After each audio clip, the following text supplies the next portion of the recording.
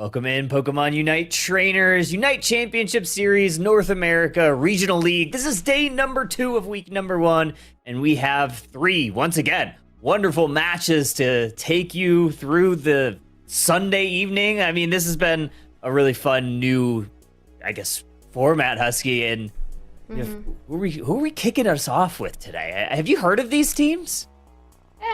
I don't know, maybe here and there. I feel like the bigger stars of the show are going to be Aftermath Gaming, which we will see after this low-level, boring match that we've got coming up. But no, we've got Evil Geniuses versus IX Gaming.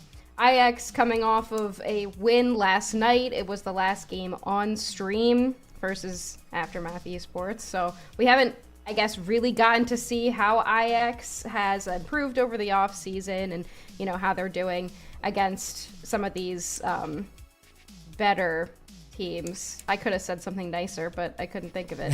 And then Evil Geniuses, known to be one of the best. I believe Dignitas and Evil Geniuses are kind of considered to be the two best teams right now in the North America League. So I am really looking forward to see what IX brings out against this team. And then obviously I have my signed Kyrios Venusaur card in the back, so always still supporting EG. You can kind of see it. It's above like the nameplate.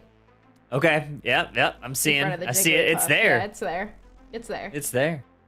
Yeah, Evil Geniuses, IX Gaming, gonna be a really fun one. After that, though, we're gonna have Citadel versus that Aftermath squad, who's certainly looking to get on the winner board. Definitely unable to do so last night, but still quite a long league format, 5 weeks. They have plenty of games left to try to make some waves here. And then to round us off for the evening, it's going to be Dig versus Extinction, which is formerly Nemesis. So new name, different. That's what they're called, yeah. New name, different. I forgot. I was trying to remember. Yeah, I was like, who qualified? I had to do some research. I was like, wait, Extinction. Who's that last team? I was like, oh, Nemesis. Obviously, they're not listed here. So yeah, Nemesis is Extinction. I'm not sure if that's an org or if it's just, they're rebranding. But either way, they have a gauntlet to go up against Dignitas, who looked almost unstoppable last night. They did lose that one map to Lunex Gaming, but, I mean, they won the series, so certainly going to be a tough matchup for them. Yeah, and Lunex played all their games yesterday. Or no, they have one game today that they're playing against T-Gang. Lunex looked pretty good, but they were up against a couple rough matches, so maybe we'll see them perform against T-Gang. But IX, I'm really looking forward to seeing here. EG has obviously done really well. Look at their draft too. We've got Ho-Oh coming out in this first game, and then Absol on the other side of Pokemon we don't often see. So this is already an interesting start.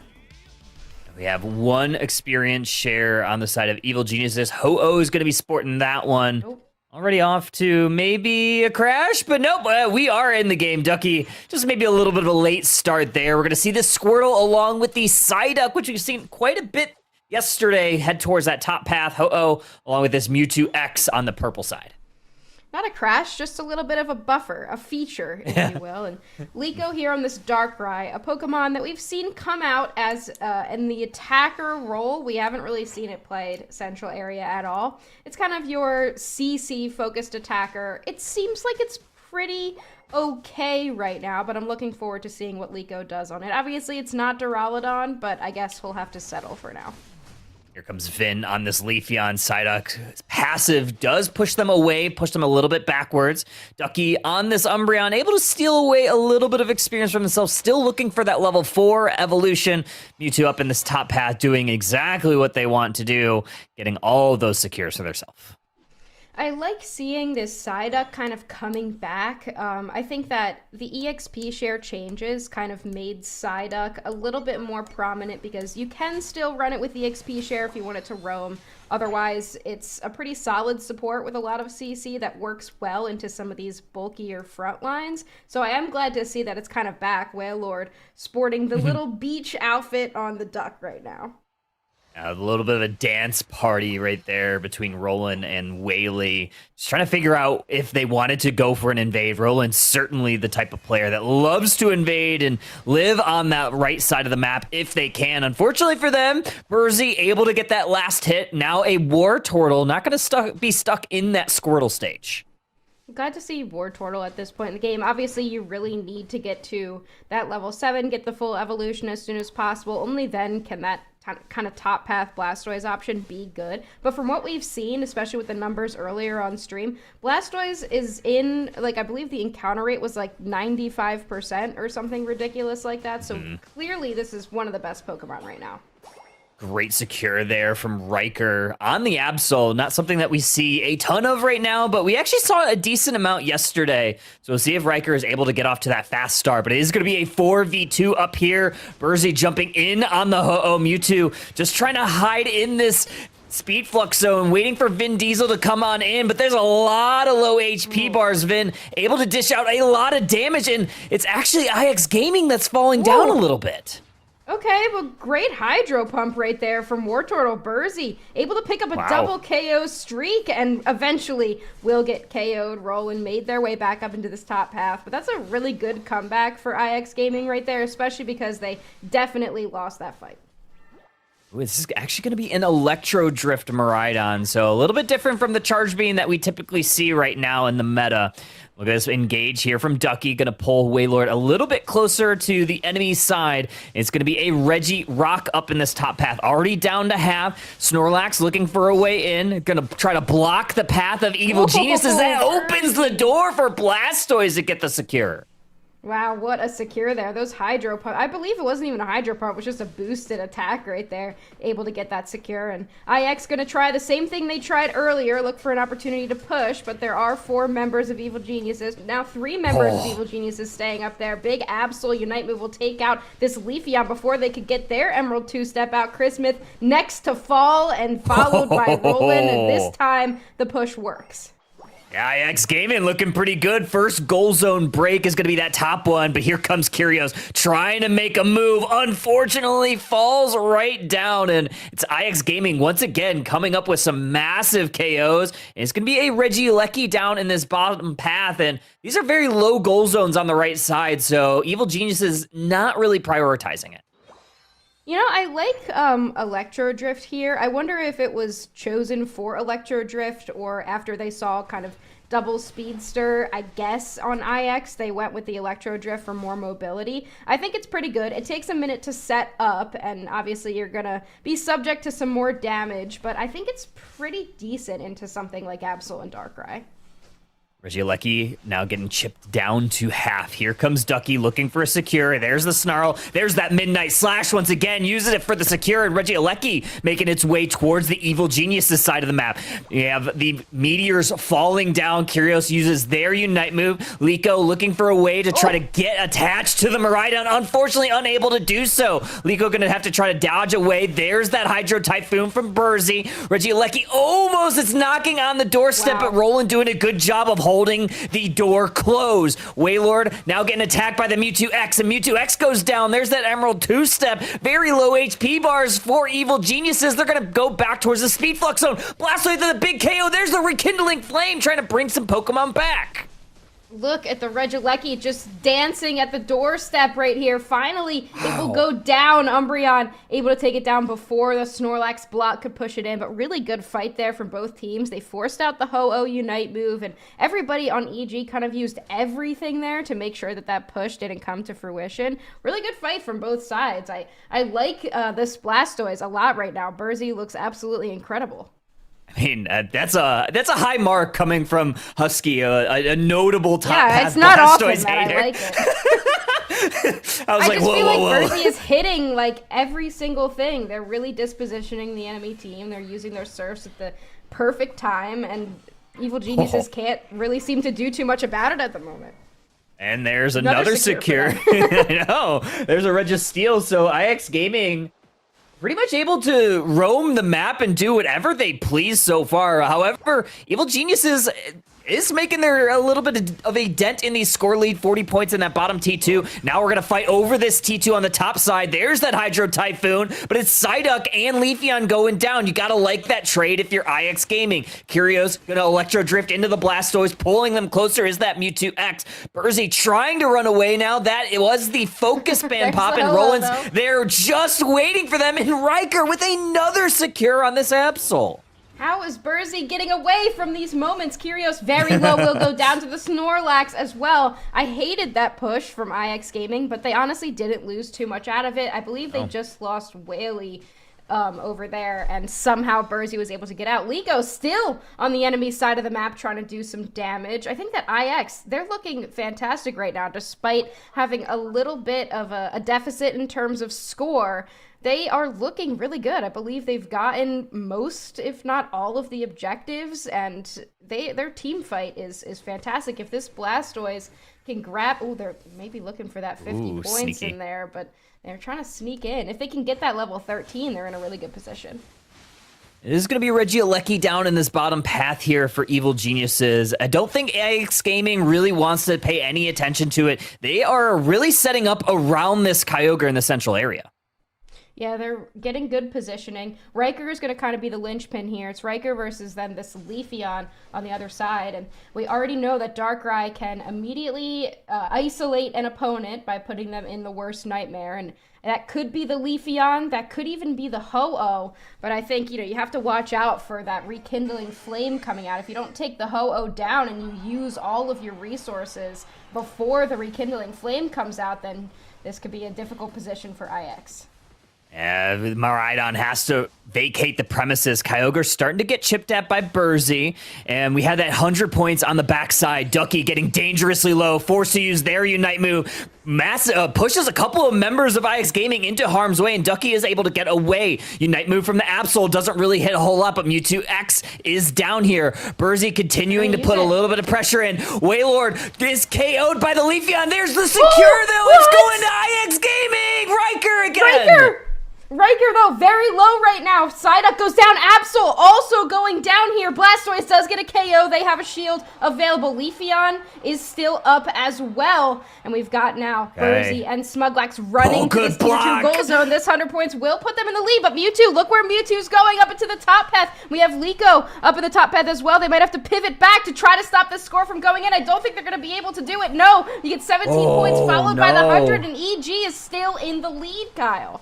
50 seconds left, 100-point deficit, but you still have some Kyogre buffs. IX Gaming going to need to look for a way in. Another Surf here from Burzy, going to suss out where Roland is, so a little bit of vision that way. Still holding 100 points is Liko on this Darkrai, making their way towards this T2 goal zone, along with Smug. Do they have the convoy to get on in? Here comes some Unite moves. They're starting to land down. Darkrai trying to find their way into score. They get it, Husky! But it's not enough! They're still down 7! They're still down. They need a couple more points in. Can they get it? We still have 12 points on this Snorlax right now. 7 points 15. Need to go in. I believe that's it. Go, I believe that's the 14. That's the 14 plus 30 points. IX is going to take this game number 1. Holy cow, IX Gaming taking down Evil Geniuses in game 1. What an incredible show of composure for them. Patience is the key here, and they waited at the right moment. 545, 478, your final in game 1. What a game. They looked absolutely fantastic the entire time. They were really patient with Kyogre, and then they still were able to get that secure. They did also a great job of separating Evil Geniuses from their Ho-Oh and from their Umbreon, so that the front line really couldn't do much to protect them. And unfortunately for EG, it didn't really seem like the Mewtwo X did too much. The Electro Drift Miraidon still did a decent amount of damage, but, not as much as you would like it to have done in that final fight. And look at this over here for IX. Liko with the Dark Pulse Darkrai played more in that attacker slot, ending up pulling out 70k damage. Yeah, they looked really good. I think the Miraidon play was mostly to try to slow down Liko. With that electric terrain, obviously, Pokemon that are in it do not go to sleep, but Liko didn't really care too much. Like you said, 70k is still done and hitting some massive ones for that matter. And yeah, Riker looked fantastic, obviously securing a lot of big objectives, obviously notably the biggest one of them all being that Kyogre, and they just had enough in the tank. Some good plays, though, like you said, from Evil Geniuses on the back side of that. Leafeon and Mewtwo X getting a score into that T1 on the top side, which put them in a pretty significant lead. Unfortunately for them, not quite enough points gained throughout that entire match. Yeah, that was... I mean, what a great game from IX. They're really, like, showcasing, I guess, what they can really do, because we only got to see them once yesterday. And, you know, Absol is kind of the pick that makes me, like, scratch my head a little bit. But Riker plays a really good Absol. He's known for that Absol play. And, you know, when you look at something like Absol versus something like Leafeon playing in the same role, you kind of expect that since Leafeon has a stronger level 4, it can clear Central Area quicker on that first run through of Central Area, and it can gank earlier. You kind of expect that Leafeon has more potential to snowball, but Riker does a really great job of making sure that doesn't happen. Leafeon could never really get online. Riker was just always outpacing them in every fight, and I think that was a lot of the reason why the pacing from IX kept them ahead for most of the game. Yeah, they looked really good.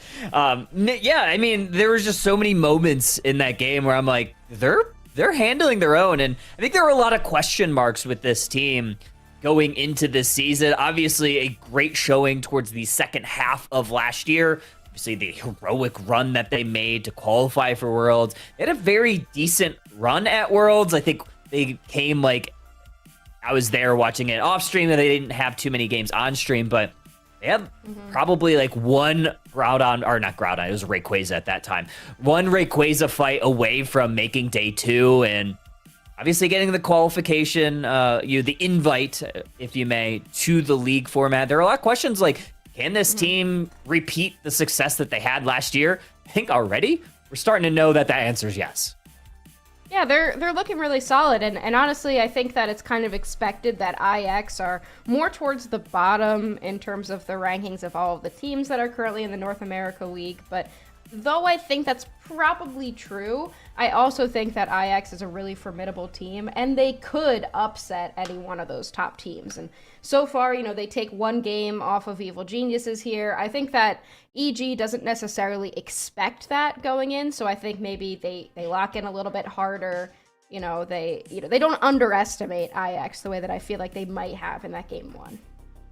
Yeah, I mean, there's a lot of people, a lot of teams that probably underestimate this squad and are showing everybody what they're made of. And I'm excited to see, like, can they close this out 2-0? Or are we going to go to a game 3 here? It's I can't imagine that Evil Geniuses, the conversations that are going on in those comms are anything other than we're forcing a game 3. All right, this is a very experienced squad, so they know that.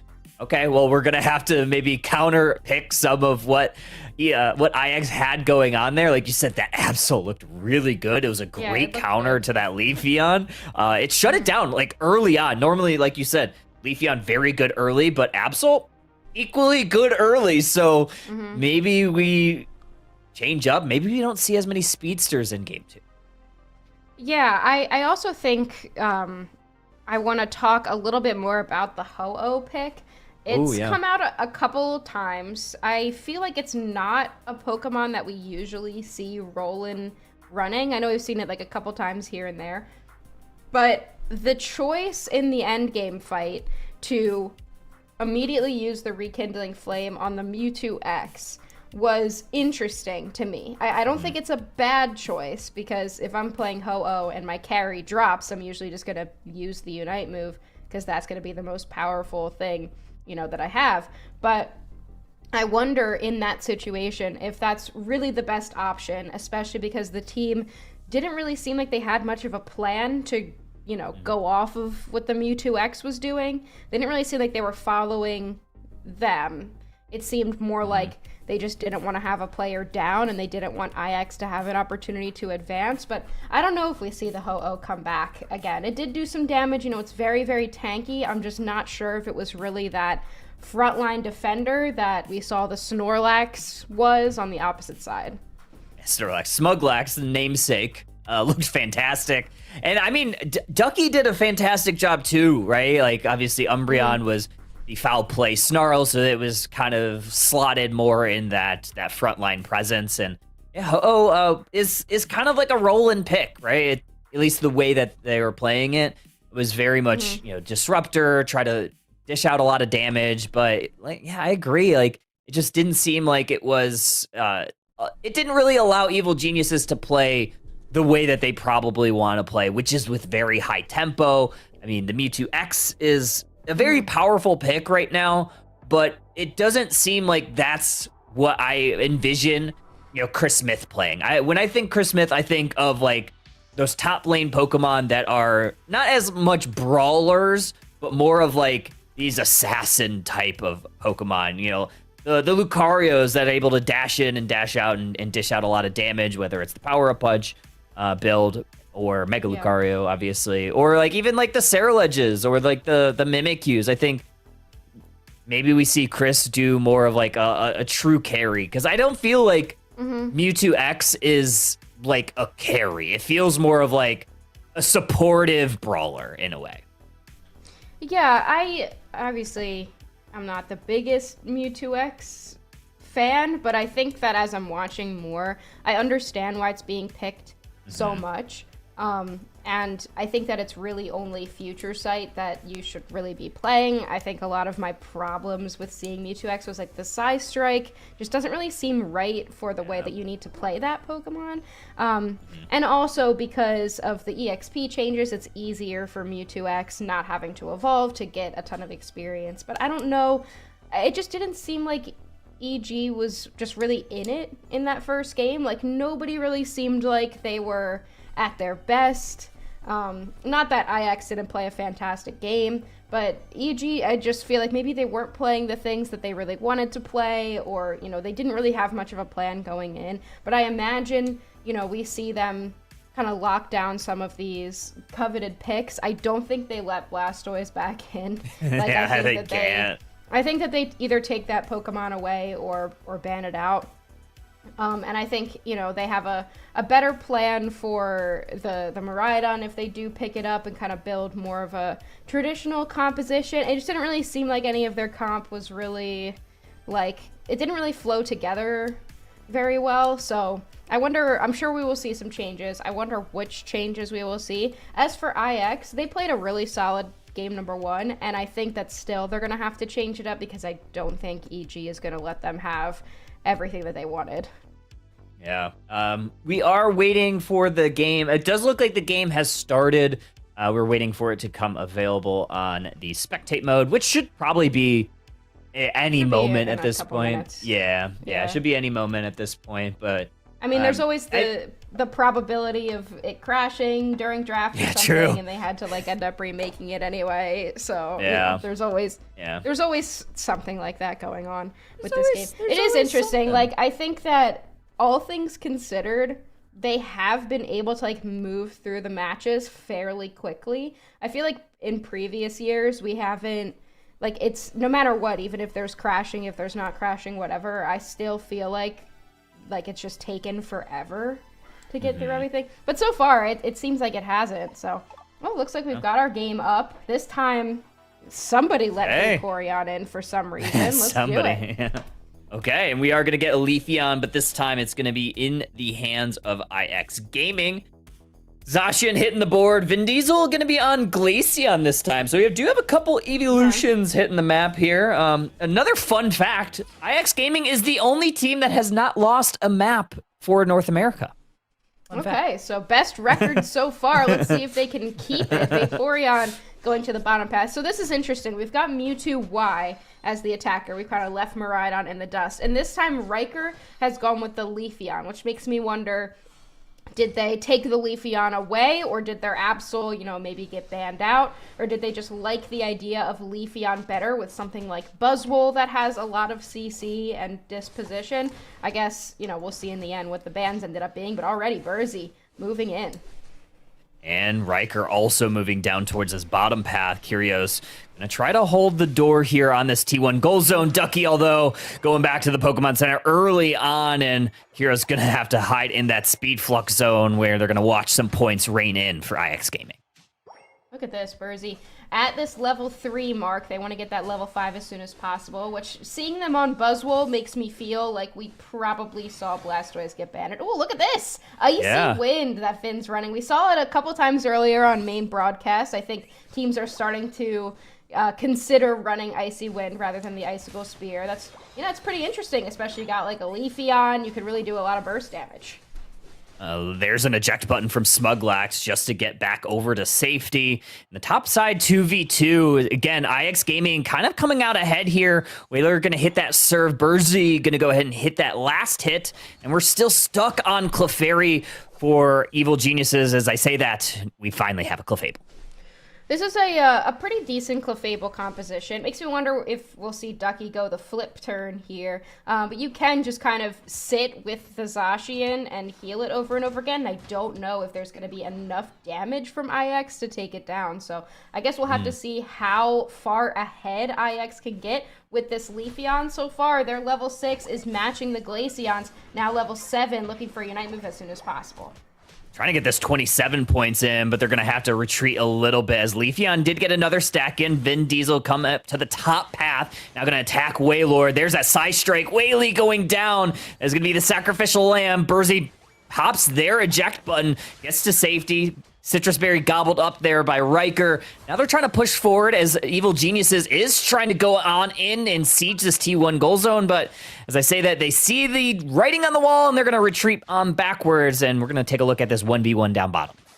Yeah, they're just going to let it go here. They don't really want to go for a push and lose any members of their squad. Liko just dealing with the Vaporeon in the bottom side while Burzy now moving in on this Glaceon and immediately into the Emerald two-step will take down 2 there. What a great combo play from Burzy and Riker. They want this T1 goal zone. They're certainly going to have their way with it. If they can break it, that would be fantastic, and that is a Regieleki up in this top path. So they are playing for scores up in the top path as this Registeel waits down in the bottom. Regieleki earned here from IX Gaming. That's the first objective of the match.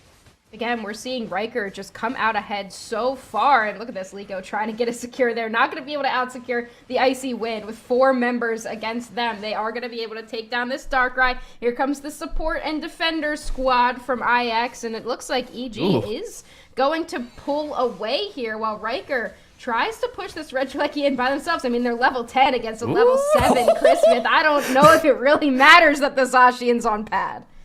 Yeah, I was going to say, I'm pretty sure Leafy already used their Unite move on that Clefable, but they still had plenty of damage in the tank. Unfortunately, hands in the cookie jar there. Level 11 going down at the hands of Evil Geniuses. That's a lot of comeback XP for EG.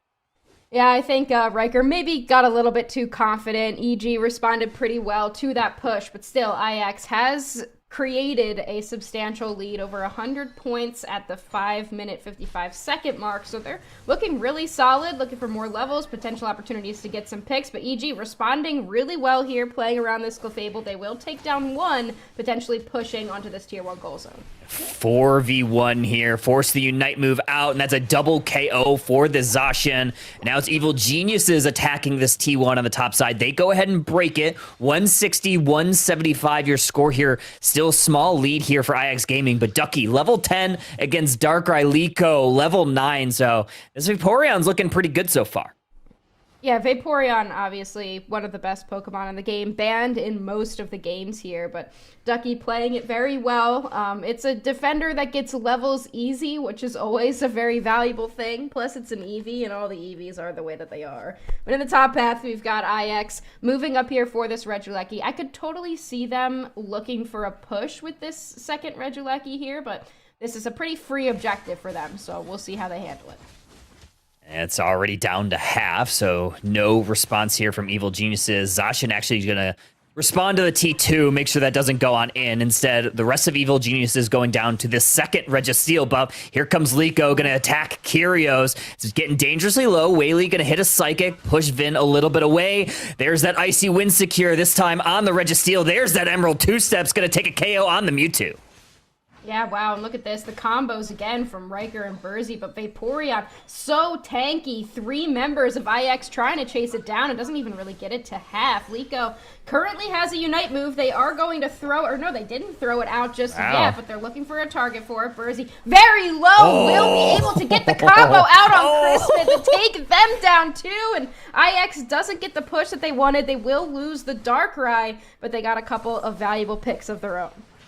They just absolutely kidnapped that dog and pushed them into the enemy territory. Now it's Evil Geniuses trying to get this T1 on the bottom side. Psystrike going to connect onto Smuglax, very low HP bar, trying to get some healing from this T1 goal zone. Mewtwo gets the best of them. That's the only KO found so far. Here comes Riker with the Emerald two-step, gets away, but not for the entire time, as Ducky is able to close out that KO. Wow, but the block from Liko's Darkrai right there, making sure that for a second Riker was able to get back, but still level 13 on that Leafeon, but they have gone down a couple times and given up some experience back the other way, so Evil Genius is not very far behind. They've got 4 level 12s, should easily be able to grab some level 13s. Really interesting, because we've had Ducky kind of playing like the roaming Vaporeon the entire time, so they are at a really high level. They'll likely be one of the first Pokemon to reach level 13 on that side, which, there they are, right, as I say that. You wouldn't normally expect your defender to be the highest level, but they have been the one keeping Darkrai at bay the entire time in this bottom path. Smuglax is going for a sneaky score. Unfortunately, gets sussed out by almost every member of Evil Geniuses now. That's going to be at a little bit of an advantage down in this bottom path as they look for some scores, look to break it. That did open some space there for IX to take that Regieleki in the top path, so that's going to force EG to maybe respond there. But it is a Regirock down here for EG. They are going to respond to this Regieleki. Should easily be able to take it. I don't know if IX should have sent it that soon, maybe wait a little bit longer to see, before the... Wait, what map is this even? Is this Groudon? I don't even know. Oh, it's Kyogre. To see when Kyogre spot. I forgot to keep... I literally keep forgetting to look at what Me too. map it is throughout the day. But IX down a little bit, but both teams in a really good position right now. Levels are very even. Look at this. Already jumping in. They isolate Ducky with a good block. Nobody is there to respond just yet, though. Leafeon hiding in the tall grass on the top side, looking for an angle to maybe attack. There's a Psychic. He's going to pull Curios in some disadvantageous position. Forces the Unite move out, and Curios is down. Now we have the Vaporeon going to attack Burzy on this Buzzwole. There's that Emerald two-step. No KOs found just yet. Still just the Mewtwo. Some low HP bars. Burzy goes down at the hands of Vin Diesel. Chris Smith trying to run away. Riker on hot pursuit, unable to get him. Great block there from Smuglax. Here comes Liko trying to defend for IX Gaming. They are going to be able to get over to safety, but they're still down. We're going to have a refight.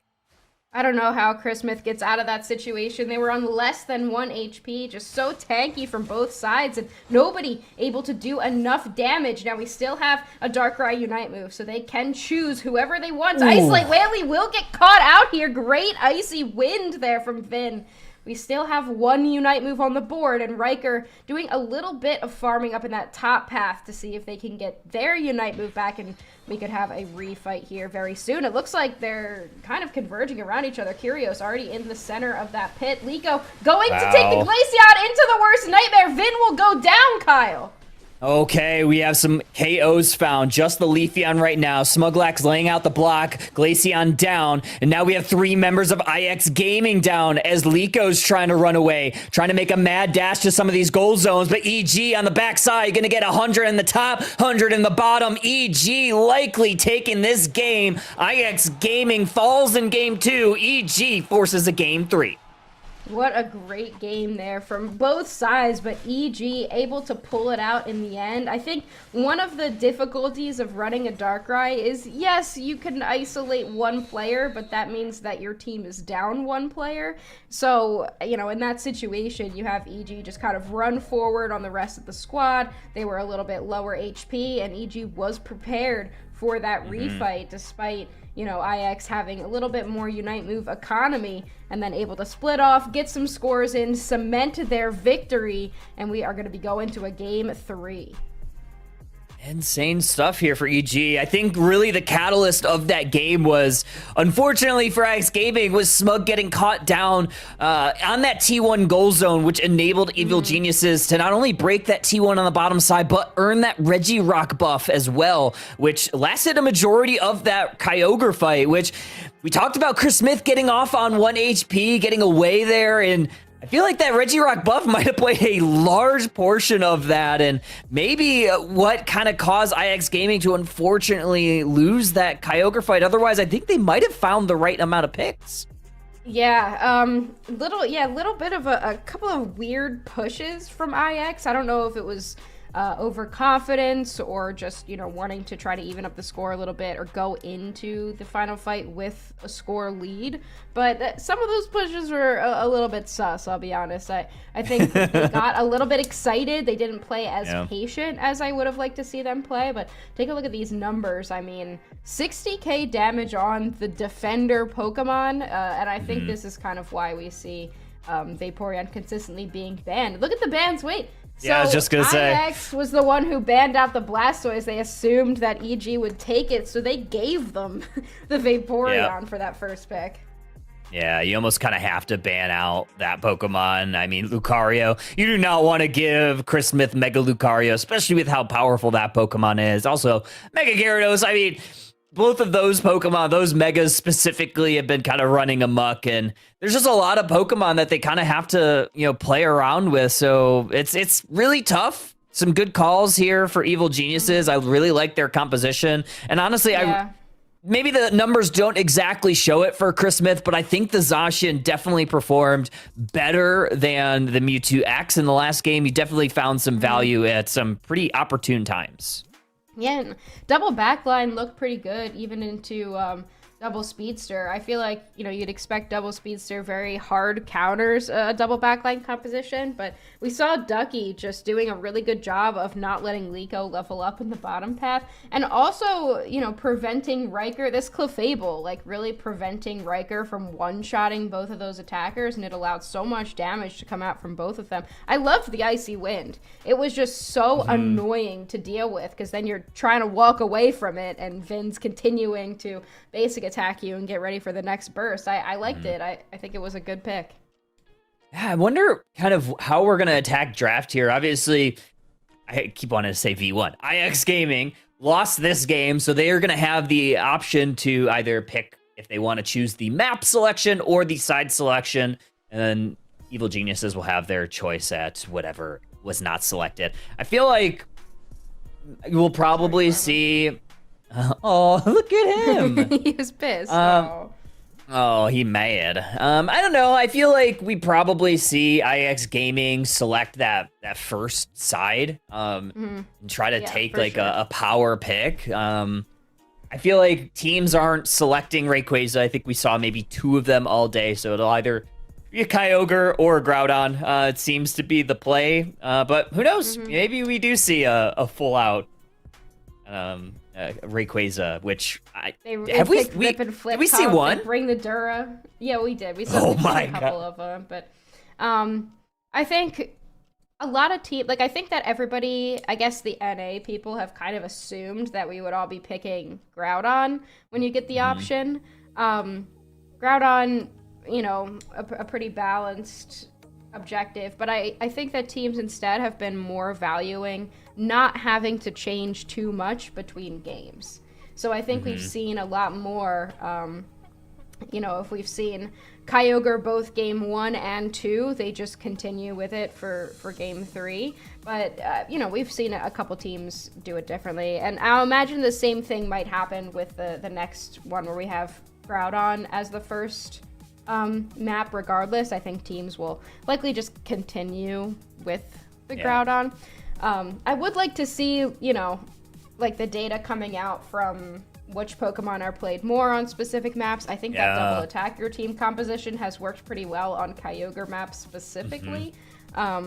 So I wonder if that's kind of, if you want to run a double attacker, then, you go ahead and pick that version of the map. But yeah, I think with 2 evenly matched teams, I imagine that first pick is a lot more valuable because you can kind of control what the other team has to respond with.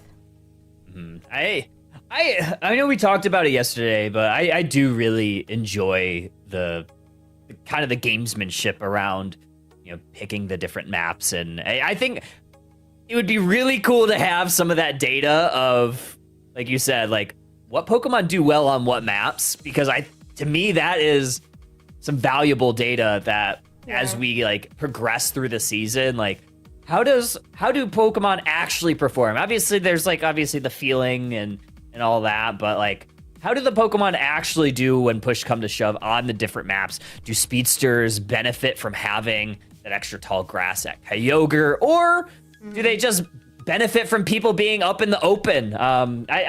Those are a lot. There are a lot of questions around that, and who really benefits at the end of Kyogre? Getting the additional healing. I mean, there's so many options here. I'm excited though. I'm excited to kind of see the rest of today play out, and then I'm maybe not more excited, but I'm very curious to see what type of data that we're gonna get on Monday and Tuesday once we have some of the Unite API people kind of dig into it. Yeah, I wonder how much of a difference there really is, because the map itself is not that different, or maybe we just kind of think it's not because it's still early into the rotation.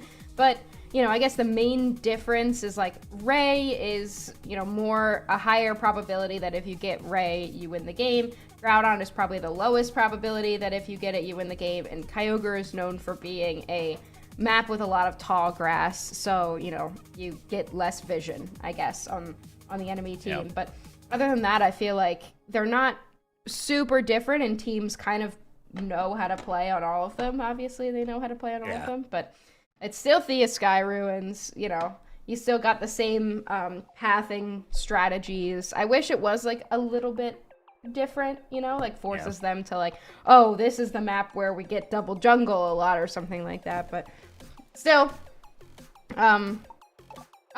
game. Great. We got it. Stop talking. Hey, we got game 3. Evil Geniuses, IX Gaming. Let's take a look at these compositions. We are going to get that Clefable again, but it's going to be a little bit different from IX Gaming. We have, instead of Liko on that Darkrai, going to make a little bit of a move to that Mewtwo Y instead.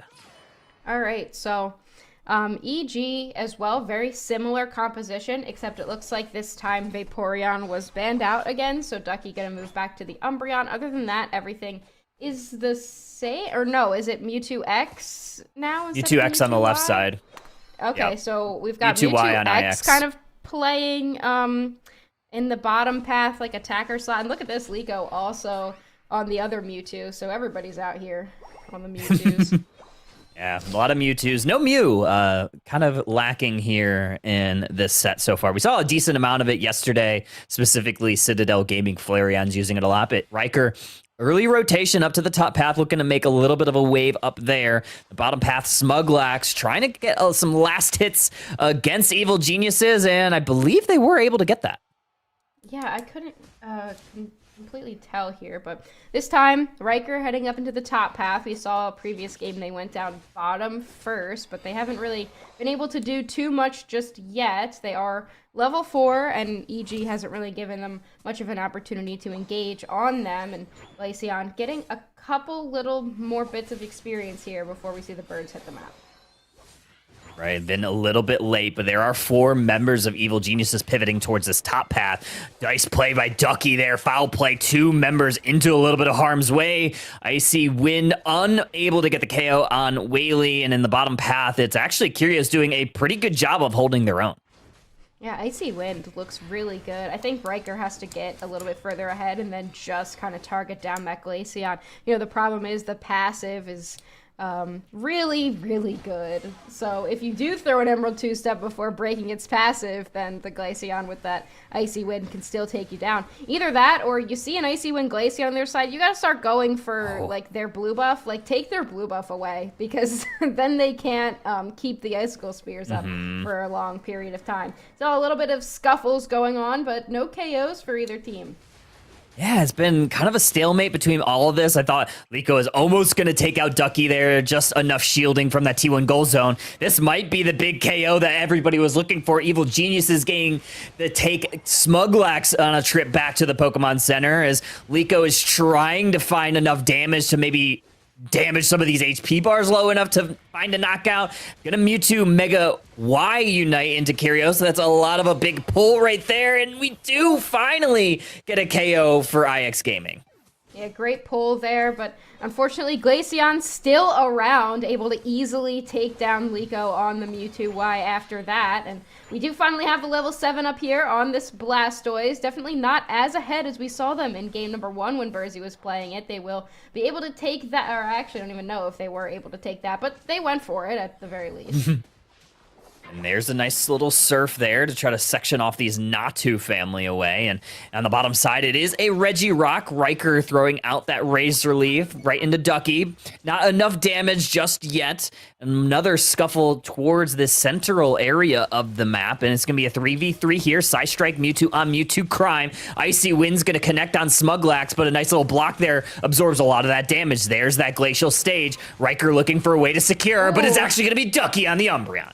Wow, Ducky with a good foul play there. Leafeon will go down, didn't even use a Unite move, and this looks like a whole different Evil Geniuses right now. IX falling very far behind. They're not able to keep up during these team fights, and nobody is touching Vin on this Icicle Spear Glaceon. Icy Wind. Oh. It's not Icicle Spear, it's Icy Wind. Icy Wind. But they did get a KO right there. Ducky is the lone member to go down for Evil Geniuses and IX Gaming. 4 members down here looking to siege this T1 goal zone. Roland burns the XP. He's going to have to run away there. Follow me just to get back to that T1 goal zone. And the Moonlight Healing is going to be enough to, keep these HP bars full down in the bottom path. We do now have level 9 on Burzy. They will be able to chase out Christmas for the time being. Smuglax moving in on Kyrios, who is now level 9 as well. Their IX isn't really falling far behind in terms of levels, but nobody has been able to do anything to the Glaceon in the backline, and I think that they're focusing really hard on how they might be able to stop Vin, and unfortunately it's leading to some situations like this where we've got, whoa, that was an interesting call to use the Unite move in that situation. Okay. What did Whaley ever do to you, Vin? That's a big KO right there. IX Gaming getting that Regieleki and also taking out Chris Smith. Kyrios and Hot Pursuit trying to pull in Burzy. Able to do so, but there's that Hydro Typhoon in response. Surf is going to section off 2 members, push them away. Psychic from Whaley unable to pull anybody in, but Regieleki finds his home in a T1 goal zone, and it's Cowabunga. Evil Geniuses going down here as Regieleki walks in. Goal zone looking to go down. Great surf there from Burzy, able to get 2 with the aftermath of it, and able to oh, wow, interesting. Okay, sorry, couldn't speak anymore for a second there. Leafeon able to build up a couple more stacks, and now we can see Riker really kind of start to come alive here in this mid-game. The bottom path, the scuffle immediately again. The team just fighting non-stop this game. It was a 3v3. Riker makes that a 4v3. IX Gaming putting immediate pressure on this Regice. There's that Unite move from Psyduck to reduce some of the damage. Icy Wind looked to secure, but Riker's too strong there. Gets it with the Leaf. I thought for sure the Icy Wind honestly had that there, but no Unite moves just yet here for either side as we're moving forward. Snorlax will go down. Obviously, they use the power nap in there. We do have the Glacial Stage coming out, looking for opportunities. We see Liko looking for the Psystrike. Will hit the Glaceon. Here comes the Emerald 2-step. It's countered immediately with Ducky's Unite move. And there's a big surf right there. Blastoise able to take out that Glaceon. It's actually Mewtwo Y. Now Clefable, the next pin to fall. Kyrios gonna teleport away. Liko and Hot Pursuit on the Mewtwo Y. Able to connect on Ducky. They go down. 35 points looking to go on in. IX Gaming full siege on the bottom pad, and they're breaking it. 203-38. Look at that. All of a sudden, they just came alive in this mid-game and started getting some really high-value picks. I think maybe Vin got a little bit too excited and moved farther forward than they should have in some of those moments, and that gave the opportunity for IX Gaming to capitalize on it. Whaley. Oh, poor Whaley getting caught here. They will get a berry, and oh, do they get out? No way. No, okay, they don't get out. But they did have to use 3 members of Evil Geniuses to chase them down. Chris Smith in the top path trying to rip down this Regieleki. It looks like IX might just let them have it here. Opportunity for Burzy, but not able to get there in time. Not in time at all. 2:44 on the clock as Regieleki walks towards this T1 goal zone of IX Gaming. If Kyrgios and Chris Smith hovering to see if they can maybe find a KO. Almost gets one on Leafeon. That could have been very dangerous for IX. Wow. However, they turn the tide, get the Zacian. Waylord might be going down on that Psyduck. Riker's going to have to run away. They do. They might have to yield this T1 goal zone. Burzy dangerously low, and they go down.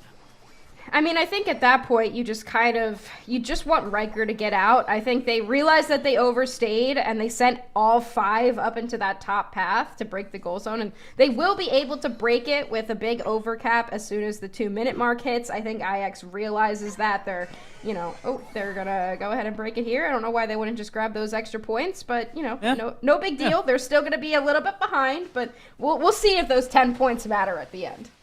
We'll definitely see 174-241 IX Gaming, small lead right now. Psychic susses out Kyrgios, knows exactly where they are as IX Gaming. Smuglack's going to flail on in. Psystrike's going to connect. Roland with a good block there. IX Gaming looking for a reset. Unfortunately for Liko, there's just nothing he can really poke because of Roland's healing, and IX doesn't really have that kind of healing. Look at Burzy, far in the back. Oh, this might be an int right here. They have to use the Hydro Typhoon. Hits nobody, does nothing. They will get a surf push everybody out, but eventually Burzy goes down. Nobody down for EG just yet. Ducky gonna eject into the back line, and Riker gets caught out there, right? IX Gaming have 2 members down. Whaley's gonna push a couple members back. Evil Geniuses, this is their time to shine. They're already taking some KOs onto Kyogre, sorry, some damage onto Kyogre. Waylord forced to use their Unite move. Kyogre now at half. Smuglack's looking to get on in. Christmas shredding it down. Gotta look for a secure if you're IX Gaming. Do you have it in you? No! Evil Geniuses captures Kyogre, and they are gonna break the hearts of IX Gaming, who won game 1. Wow, what a rough play there from Burzy. I don't know where they were going, but that was really unfortunate. And that unfortunately did cost them the game there. I don't know why they were over there. Nobody follows up. Unfortunately, then Riker gets taken down on the follow-up, unable to use a Unite move, and then EG capitalizes on it very well, able to easily take the Kyogre and get them the points that they need. And very unfortunate for IX Gaming. They were slivers away from being able to capture game number 3. This is going to be maybe some lessons for this squad who... there were a lot of questions going into the season of how well they can perform against some of these top-tier teams. And while they did lose this set 2-1, I think a lot of things were answered. And I think the squad can hang out with pretty much any team. So... there's still plenty of season left, but I'm excited to see what they could do towards the end. But 502-241 going to be your final here in Game 3. Evil Geniuses now 3-0 in the league, and they are the first team to hit that 3-0 mark. Yeah, that was a very great comeback there from EG, able to pull it out after losing game number 1. I think they really found their footing with that Icicle Spear Glaceon. They really seemed to do really well with it. I like the pivot to the Mewtwo X as kind of more that attacker role, but IX really had control over that game. I mean, look, 85,000 damage, 81,000 damage, 105. Like, they were just fighting the entire time. Yeah. I just really think that Burzy, I don't know if they didn't have vision and they were trying to look to suss out just Chris Smith, but EG was ready for it, and, the Blastoise is really supposed to be in the middle of that team fight, able to use the Hydro Typhoon and let the team follow up on it, but having to use it to stay alive for a couple more seconds and nobody's there to follow up, just a very unfortunate way to lose that fight. Yeah, that's a perfect summarization of kind of what happened. I think I think you're 1000% right. I think Burzy was looking to maybe 1v1 against Chris Smith because that's a matchup that they took pretty much every opportunity that they could. Yeah, and I mean, look at the difference in damage. Yeah. It's just kind of unfortunate that it just didn't go their way. And you said it best. Evil Geniuses was ready for it. Everybody converged on Burzy forcing that Unite move out. And yeah, IX Gaming just didn't have the response.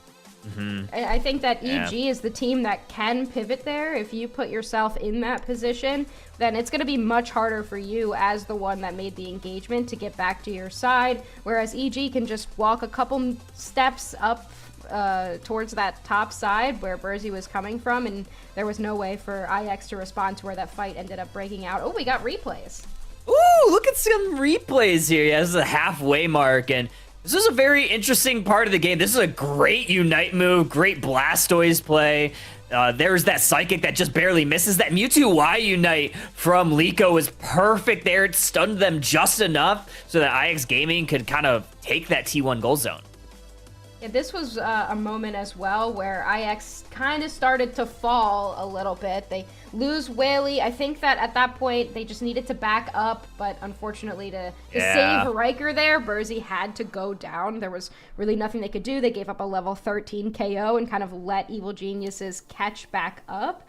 And I don't think IX was necessarily prepared for how prepared EG was, honestly. But I want to see this. Yeah, Burzy, it looks like they were trying to find Chris Smith. And look where the rest of the team is. They try to get over there, but Ducky, oh, actually, that was an insane play from Ducky. That was absolutely ridiculous. Did you see that? Yeah. They were in the pit, and Riker could not respond. And then by the time the rest of IX gets over there, they've done, like, no damage to EG. And you've lost one member. Riker then gets caught here. They can't get around the Umbreon. Really well played. I didn't even see that Ducky play, the foul play to make sure Riker couldn't get over there. That was unbelievable. Yeah.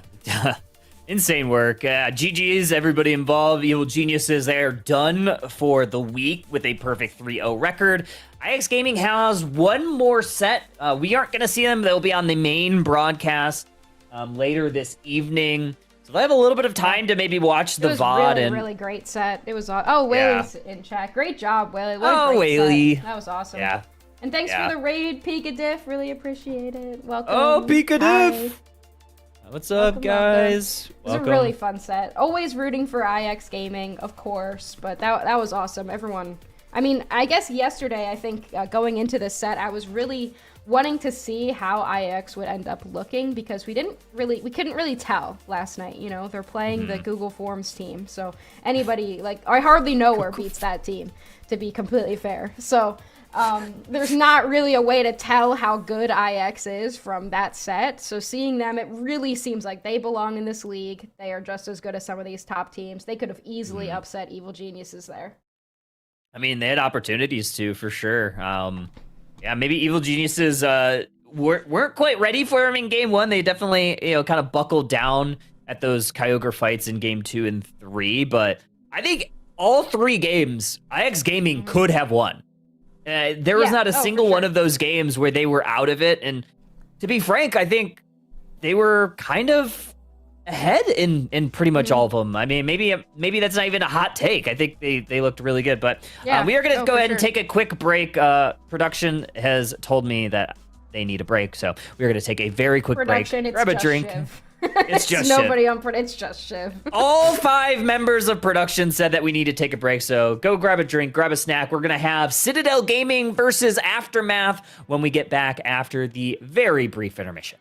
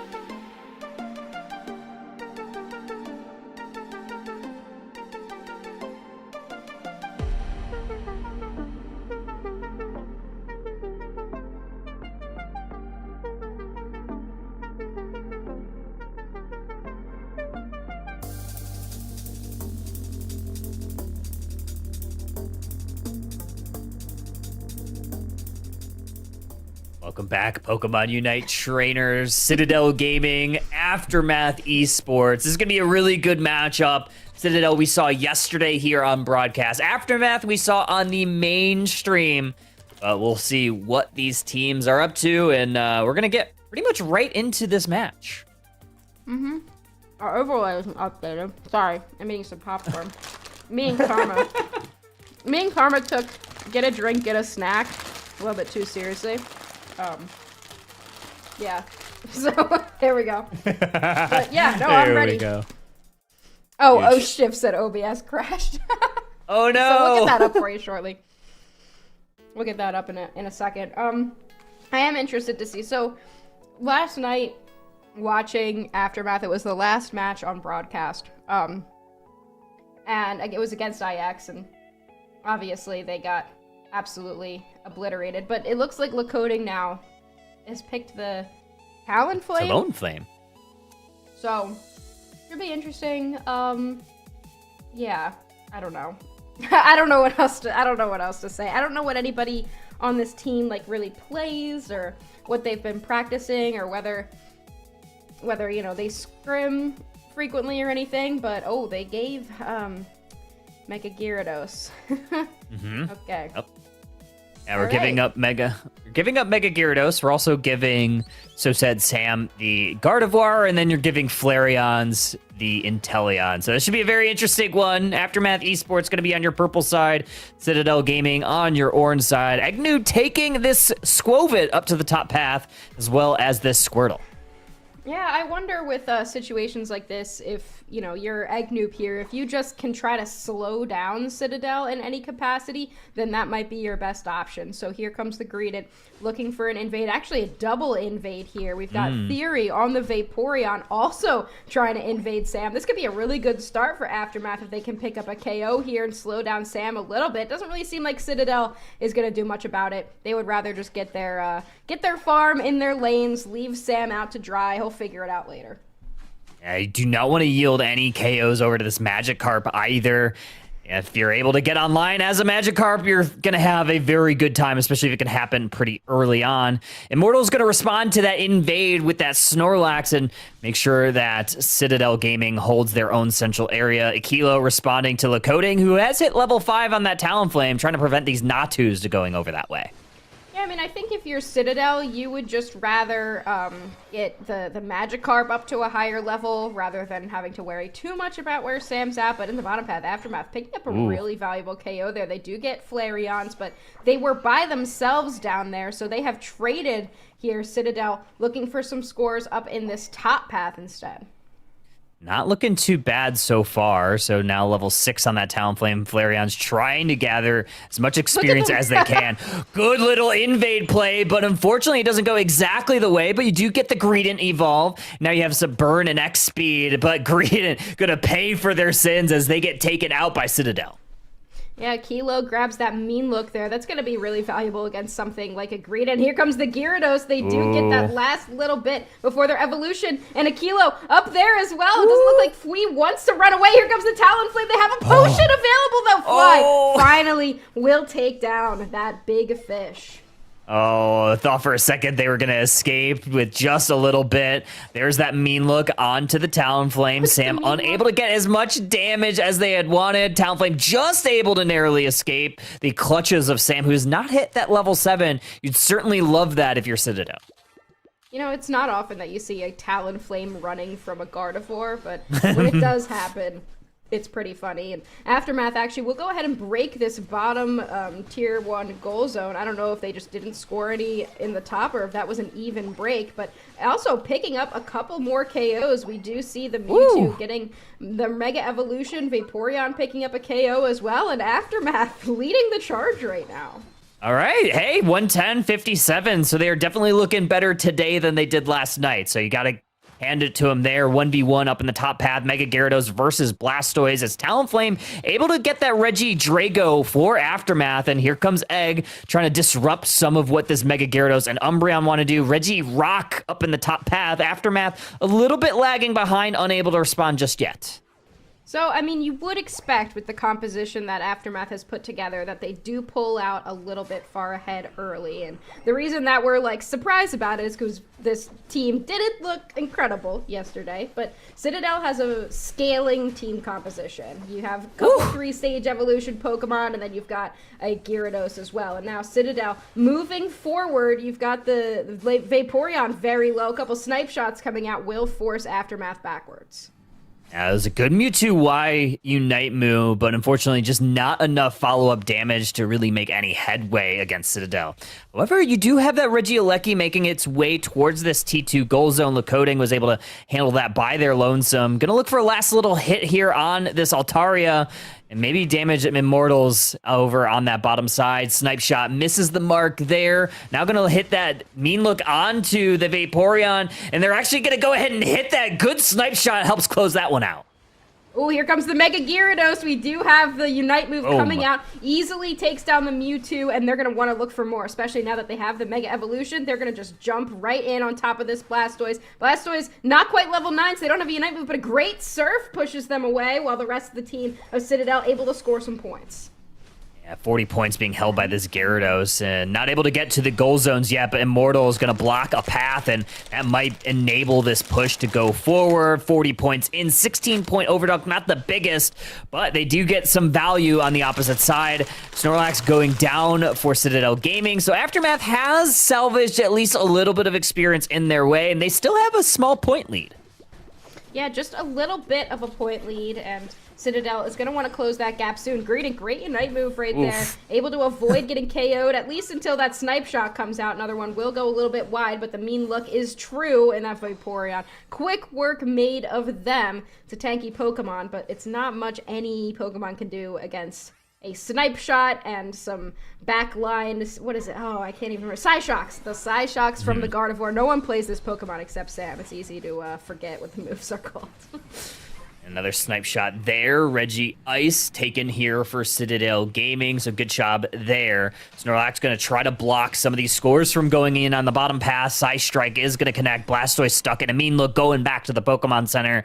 And now it's Citadel Gaming on the offensive. A little bit of an odd man rush here. Psy Strike once again going to connect on the Snorlax, but Citadel Gaming, all 5 members converging on this basement objective. And Aftermath has the door open for this T1 push. They're going to go ahead and break that, but Reggie Alecki awarded to Citadel.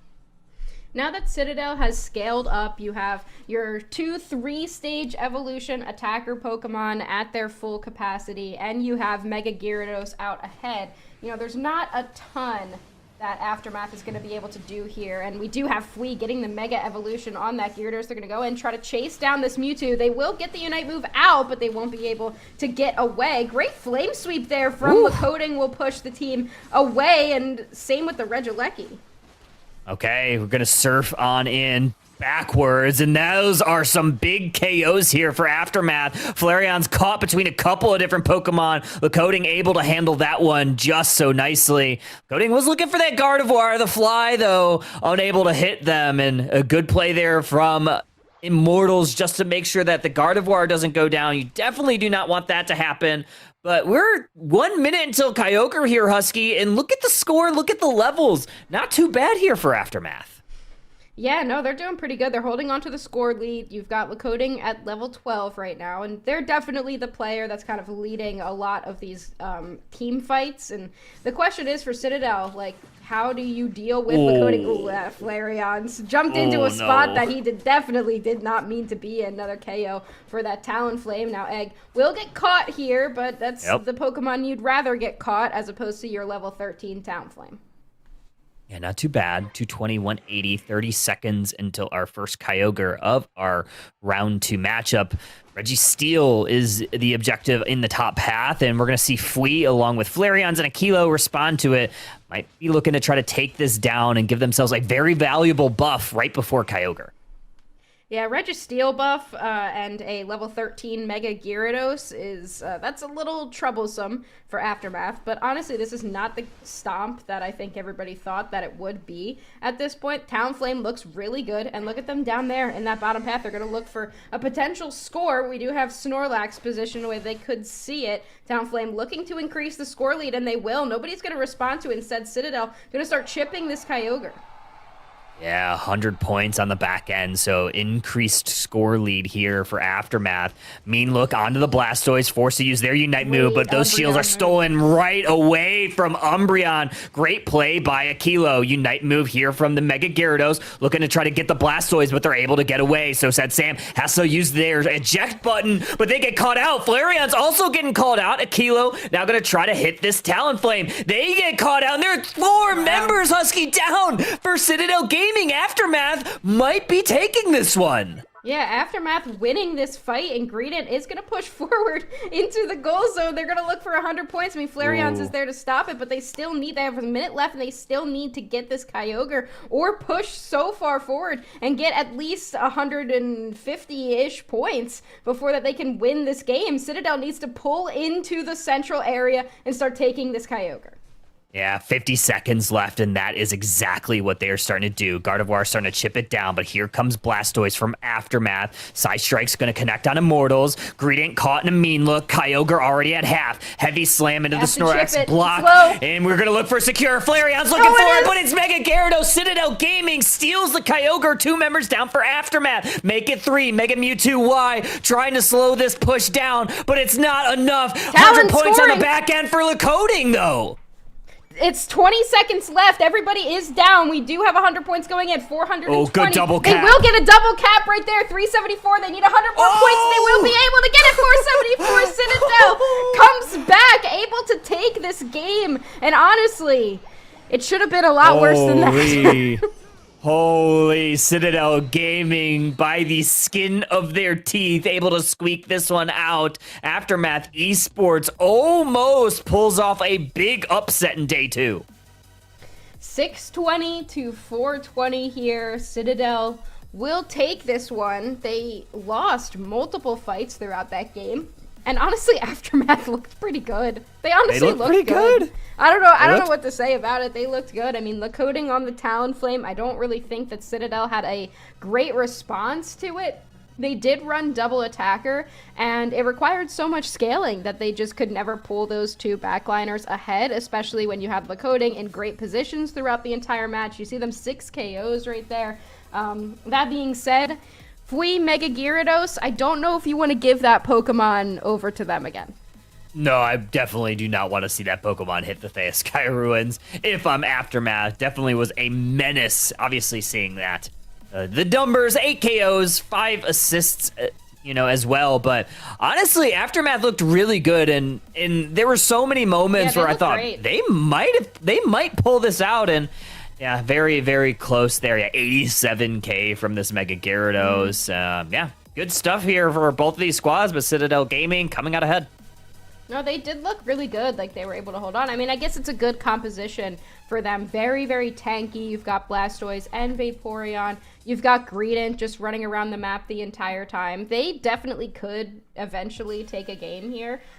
Especially, you have a earlier scaling comp. You've got Talonflame and U2Y versus trying to get that Inteleon and the Gardevoir up there in levels. To be completely fair to Citadel, that wasn't the composition that I would have picked. A double attacker seems to be okay, but I feel like you can't have 2 3-stage backliners. There's just too much experience that needs to be funneled into both of them, and then you also are running Mega Gyarados, which is also a Pokemon that scales very heavily. So I feel like they need to the double attacker's fine, but you need to rethink, which double attacker you're going to end up running. I think you need a little bit better of an early game. Yeah, I think and to Inteleon's answer very your good. question, Luis, who was eating chips from earlier, I have a bag of popcorn to see if You're not sharing? That I was sharing with Karma, and he kept going in front of the screen, so I needed to open it mid-game to give him another piece of popcorn so that he would walk away from the screen. So he's now in front of the screen again, but we got some replays. We do have some replays. This is actually some really good battles here for Aftermath, getting 3 KOs there. A great heavy slam there from Immortals just to make sure that Sam doesn't go down. And this was a really strong fight, really strong showing at the Kyogre, and almost goes the way of Aftermath, but just, really not good. Enough. They look good. Flareon's tried to get the secure there, almost secured in that moment there by Aftermath. I think that's Vaporeon almost got it. Yeah. I thought for a second they might have it because the snipe shot was a little bit late, but Mega Gyarados was able to eke it out there, able to get Citadel that game 1 win. And I think, if you're Citadel, you're a little bit disappointed with the performance there against this team. Aftermath, great showing, not taking away from their performance. They looked pretty solid, but I think Citadel, they need to go back to the drawing board a little bit. You really don't want it to be that close against this team. Yeah, I would have loved to see a different attacker from Flareon's, especially seeing that Greedent and Talonflame. That's just a very tough game to play Inteleon in, especially with Greedent that can just disrupt all those snipe shots. And I think Speaking Flareon's was from also trying to experience. dance on him Yeah. a little bit. Yeah. I think like he was trying to like mess around. He wasn't playing Inteleon the way that, you expect Flareon to play Inteleon. It's interesting, Sam being an attacker player, Flareon's being an attacker player, their pools of Pokemon that they're really good at they kind of overlap with each other. And sometimes I like Pokemon like Inteleon and Gardevoir. I don't like them being played at the same time, especially into a speedster like Talonflame that just avoids. That's the word I'm looking for. I'm like, dude, we're only in second set. Avoids so much of that damage that's coming out from those two Pokemon. So I feel like, I imagine maybe Talon was like last pick or something. They didn't expect Lacoading to bring it out. I don't know why you don't expect Lacoading to bring it out, but Talonflame is just a great response into a composition like that. So I feel like for Citadel, as they move forward and Flareon gets used to playing on this team, I think they kind of might end up rethinking some of their picks of Pokemon that they end up going with between those two players. Yeah, there could have been a lot of options for Flareon's to pick. I feel like, obviously, I think it was, I'm looking at the bans. Miraidon was banned and Mew was banned away. I think both of those would have been wonderful picks with that composition. Unfortunately, can't really take a Pokemon that's banned. I think Latios could have worked really well, too, especially, once you get online with all those, with the Aeon stacks, I think that would have done really well, not only into the Greedent, but also the Blastoise. Karma, I'm not opening it. He wants the popcorn. Oh, Look at look at him. All right, fine. Look at him. Give him a popcorn. One popcorn, please. But yeah, Citadel Gaming looked good in the last little bit of that match. They did exactly what they needed to do. I'll be interested to see if we switch up the bans from Citadel. Like if Citadel wants to switch up the bans and maybe try to take some of these comfort picks away. The Talonflame was a big difference maker, and just me. He took it. He's back there. He left. He left. Talonflame was a big difference maker, so I wouldn't be surprised if we take that away from Lacoading and force them on something else. I just put popcorn in my mouth. Yeah, I know. You set that We're up. waiting. We're waiting for your response. You set that up. I did. I think that like you just need to play something better into whatever Aftermath has, because you can't expect that a team with little experience has a deep pool of Pokemon. True. So I think that Citadel just kind of has to pick better into what they know that Aftermath can play. We've seen them pull out the Blastoise. It's done pretty well. Yesterday we saw them pull out Buzzwole. The Defender player, I believe it's Theory, has played Mamoswine, and it didn't look great, but they played Vaporeon, and it looked pretty good. So there's a couple options that I think that Citadel can play a little bit better into. It looks like the match just started, so we should have it come up here in a couple minutes. Yeah, it'll be up soon. I want to see Flareon's on Latios. I want to put that petition out there. I think that's a Pokemon that still can be very good. I think it's good. I think it's still very good, and I think teams have just like gone away from it for whatever reason. Latias still also pretty decent. I think there are a lot of different ways, a lot of different Pokemon that you can use in this attacker meta. If you want to use double attacker, I think you need something that's a little bit more early game, and then if they do want to run this Gardevoir, then that's your late game carry attacker. You let it farm. Yeah, Raichu would be great. I don't know if Flare has a Raichu, but I know that Sam has a Raichu. Oh, true. So, yeah. He's been playing it stored power Raichu. But yeah, I think like the double attacker works if you like. Okay, all right, now everybody lock in. Double attacker scale. Like if you're running something like Gardevoir and Inteleon, that works if you also have an early game speedster, and you just don't have a tanky all-rounder, in my opinion, allegedly. But double attacker works better with like a bulky frontliner if you have one attacker that's early game focus and it gets online early, something like a Raichu, any of the Eevees, Latios, Latias, and then you have one like a Gardevoir that scales a little bit more. I feel like that's kind of the play, and Citadel probably knows that, but I feel, oh, that jump scare. Citadel probably knows that, but they might have just not necessarily thought that it would be difficult for them to get ahead and scale. Anyway, we get to see it, the draft of Entity 7 and CACM. Entity 7? Shiv says, my bad. Dude, everybody just got so jump scared by my face. Oh, that's I lost like 5 viewers off of that. Wow. No. Insane. Reggie 591 and Reggie 195. I love that. Yeah, we are seeing a lot of Miraidon in the current meta. This is kind of like what I imagine we'd see as like a continuation over the last like few months of competitive Gengar play. ban against Reggie is crazy. That is not surprising like at all. You're banning Scyther and Gengar away from them. I mean, what else? Yeah. I mean, you kind of that have 3% is all against Reggie. Yeah. I'm Honestly, so probably. Sure.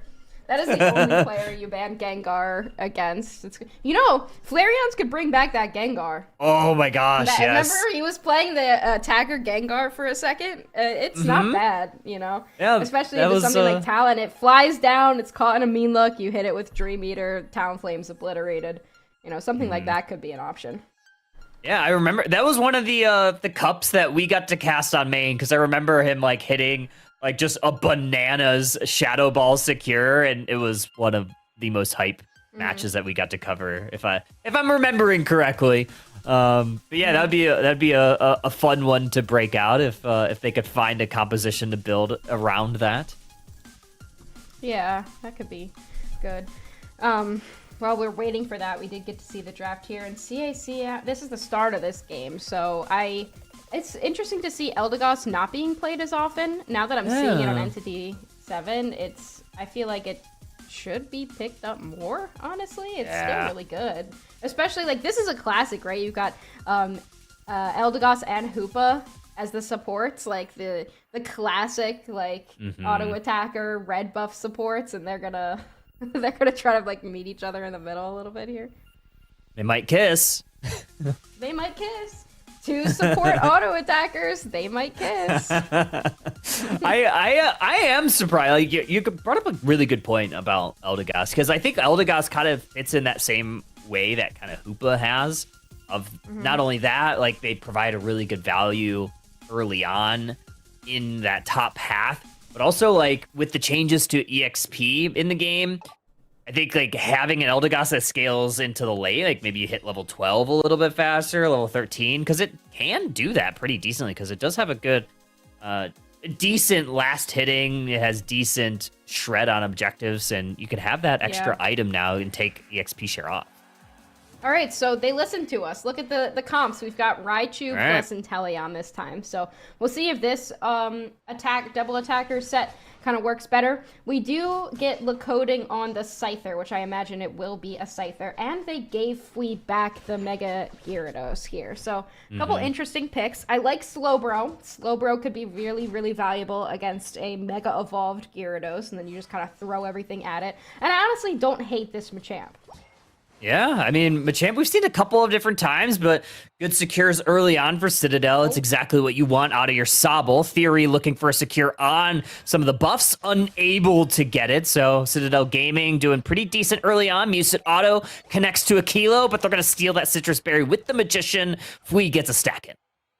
Yeah, it is interesting, though, to see Aftermath's pathing choices. So they went with the Mew to try to slow down this Gyarados, which it will. Like, Mew definitely slows down the Magikarp a little bit better than something like Machamp would, especially because Machamp also needs to focus on getting those stacks. So I really do like that decision here from them. But now we have the stored power. Alolan Raichu coming up, going to absolutely shred through this Mew, giving Gyarados the KO, and we already have that Pokemon evolved.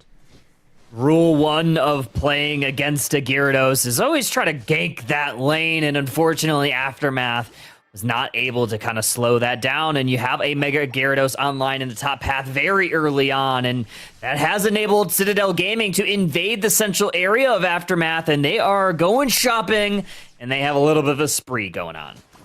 Yeah, this is interesting.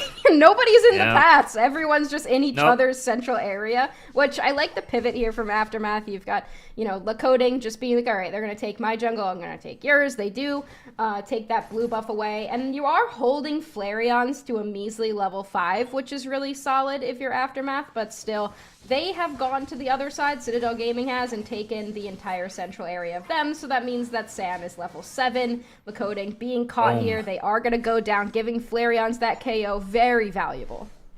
Very indeed. And Machamp's going to have to run away with the submission, try to escape the clutches of Citadel. They do, but we do have a 4v2 push down here. Eggnoob getting chunked down by So Sad Sam. And August on the Machamp also getting chunked a little bit, but now we have a 4v4. Electro Ball is avoided by the evolution, and Fui up in the top path all by their lonesome, finding a ton of value with some stacks. Yeah, this is exactly the way that Citadel would want this game to go. As opposed to game number 1, they couldn't really leave Fui alone, but now that everybody on Citadel has scaled up to a decent level, they can just leave Fui up there, and instead, Aftermath going to pivot, and they're going to be able to catch Fui here if they can't get back. They're only level 8, they don't have a Unite move, they're going to send 4 up there and take them down. That's a good call there from Aftermath. They get a lot of value. That was a very high-level Gyarados, and you're also slowing it down. You might even earn that top objective, the Regieleki, and maybe slow them down even more. Flareon's on the bottom side, going to be able to secure that Reg Ice for Citadel, and Regieleki is going to walk towards this T1 goal zone of Citadel while they try to siege this T1. I like the choice from Aftermath to kind of just switch paths and not really try to fight Citadel. That's going to be the way that they're getting value. Currently, the score is tied. Hoopa going to put some more points in, though, for Citadel on the bottom path, break that goal zone. There is still time for Aftermath to score, and it looks like Vaporeon will go ahead and deposit some points as well. They're going to leave it at 1, which is pretty good. That sets them up for a really solid overcap later on. They might go for it, and nice little play there from Fui. Gets the secure on that contested bit of wild Pokemon. Raichu is able to take that Regidrago for Citadel, and they're looking for a pathway to maybe take another goal zone. The T1 goal zone's still up here, but in the bottom path, they're going to have to defend this T1 of their own. Flareon's going to hit a snipe shot, actually miss it a little bit short, but Machamp now online here for Aftermath. 3 members of Citadel now down in this bottom path, trying to get their experience up. We still don't have a level 9 on a Kilo. They likely will be able to get it soon. Interestingly enough, it's Shadow Ball. I would expect to see Phantom Force here, but Shadow Ball trick, I guess a little bit of CC for Fui to be able to get some more auto attacks on top of that. We do have Machamp at level 9. We could see a Barrage Blow come up huge in a lot of these moments, trying to deal with Immortals, and both teams just kind of scrapping between each other right now. We do see Scyther using Unite move immediately responds to it. Kilo immediately responds to it there.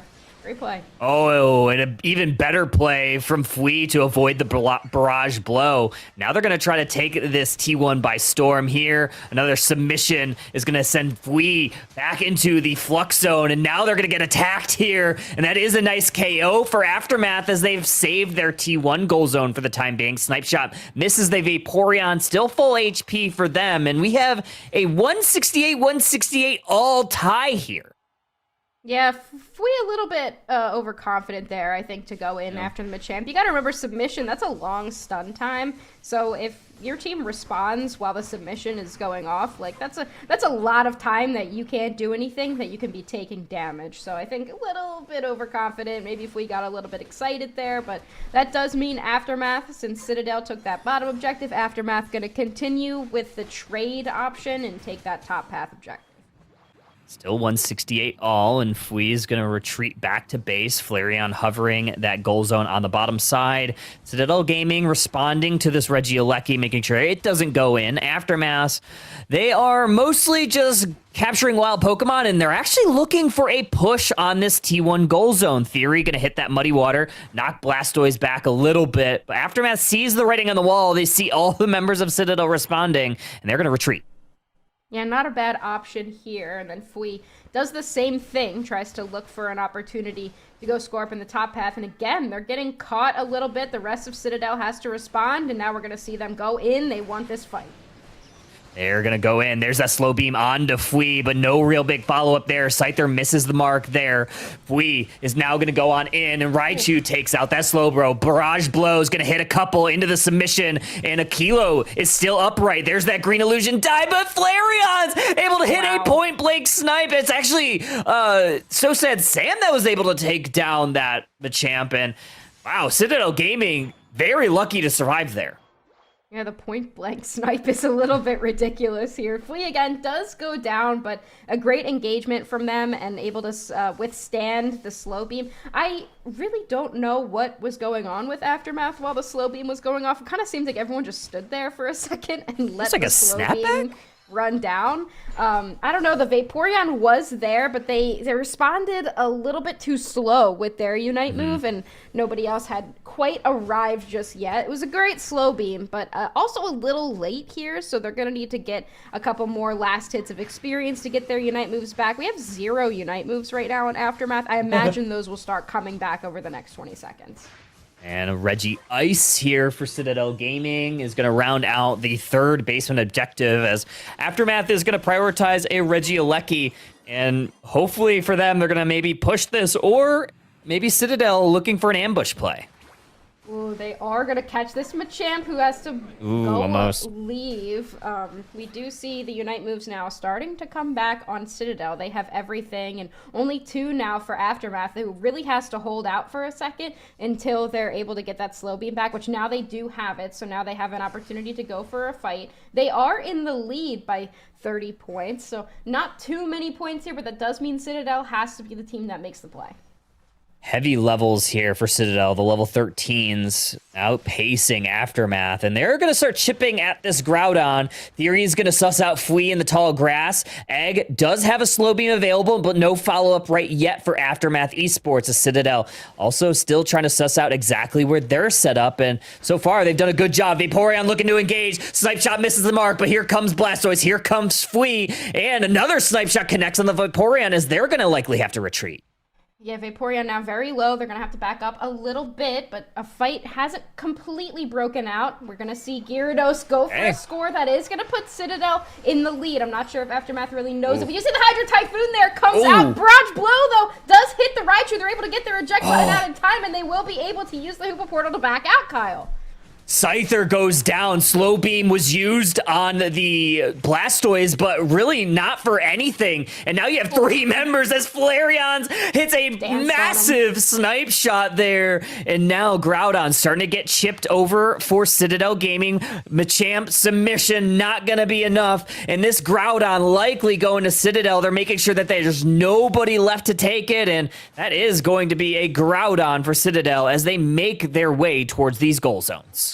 Yeah, they didn't full send on that Groudon the way that I thought they would there, but I think they also didn't know where Mew was and didn't want to give them the secure on the objective. But then they saw them kind of show up on that tier 1 goal zone in the bottom path. That's just kind of a macro knowledge thing that comes with time. They didn't know where the Mew was, but then the Mew showed themselves, so they were able to kind of just be like, okay, yeah, we won as soon as the Mew was visible. And eventually, you know, you get it, you pick up on when they can see you and how important vision is, but it's not something that usually matters that much in solo play.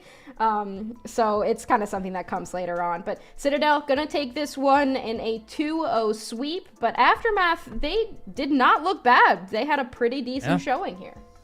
Yeah, not too bad. Definitely a little bit of a weaker performance in game 2 than in game number 1. Aftermath, only a total of 3 KOs that entire match, so not as fortunate there for them, although they'll be going back to the drawing board. I believe they still have 1 game this week. I believe this one will be on main broadcast later this evening. But taking a look at the numbers, not too much damage here for Aftermath. 25K was the most there from the coding. Yeah, Aftermath will play Nemesis later, who I already forgot what their new team name is, but Extinction. Yeah, they'll play Extinction. And then Citadel will also play again today versus IX. So IX definitely gonna want to look to take that win, because that'll put them in a really good spot. But Citadel looking really solid. I definitely like the composition the second time much better than that first comp that we saw. Really good. But yeah, kind of what was expected to happen here in this set, but Aftermath did not look too bad. They held the score lead for a good amount of time throughout the game, and they had some good plays. Yeah, they looked pretty polished. Definitely a couple scary moments there, but they had a fantastic Groudon fight. When we were looking at the numbers there, the thing that stood out the most to me was actually So Sad Sam. Not like, a barn burner of damage numbers, but the amount of damage taken, I think it was like only in the 4 digits. I think it was like 5,000-6,000 damage taken. So it didn't seem like Aftermath really had an answer for that Alolan Raichu, which is kind of what we talked about in between the games. I was like, Alolan Raichu kind of cooks here, and certainly it did. But yeah, fantastic work for Citadel as they have now won another round matchup. So I believe are they 2-0? Citadel? Yeah, they're 2-0. They played. Who did they play yesterday? They played. We did watch them. Was it T-Gang? They played against T-Gang. Oh, yeah, and they won that game. So yeah, they're doing pretty good. They're gonna have another match against IX where I would assume that they're also favored, so a pretty good draw for Citadel this week. But yeah, they're looking pretty good. So look at some of the replays here of game number 2. Yeah, just very unfortunate for Aftermath. As Scyther went down, Gyarados started to just hit, and so did Flareon. So that was a perfect snipe shot from a fleeing Vaporeon, and from that moment on, it was pretty much all Citadel. Machamp tried to get on in, but Immortal's hiding in the tall grass, and just a perfect play there. I mean, Citadel Gaming, very, very solid squad. They were very poised. They knew exactly where they needed to be position-wise, and they handled business here in our round 2 matchup. But with that said, we are going to take a quick break. I believe we're going to maybe in a little bit of an extended break, because I do believe we're going to have a little bit of time between matches since this was a 2-0. The next match is going to be Dig versus Extinction, which is formerly Nemesis. So Root Dig versus Extinction going to be our next round matchup, our third of the day, our final one. So don't go too far, folks. Grab a drink, grab a snack, grab some popcorn. I know Husky's going to, and so is Karma. We'll be back very, very soon after a very brief intermission.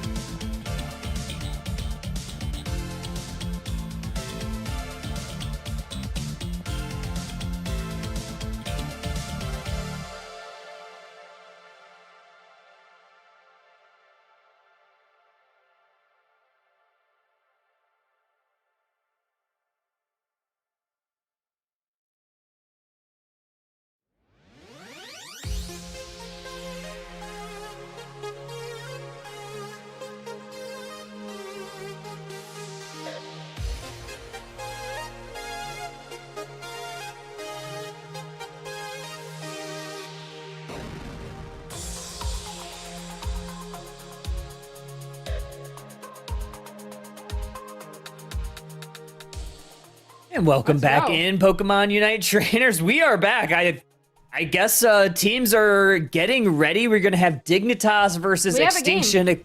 Yeah, insane work. We're already here. We're already back. Yeah, I think we already have a game. Yeah, we do. Look at this. Okay, let's see. Let's break it down. We've got the Zacian coming out. We have also got Mega Gyarados was allowed in. And on the other side, regular Gyarados. Okay. So we've got double Magikarp in the game.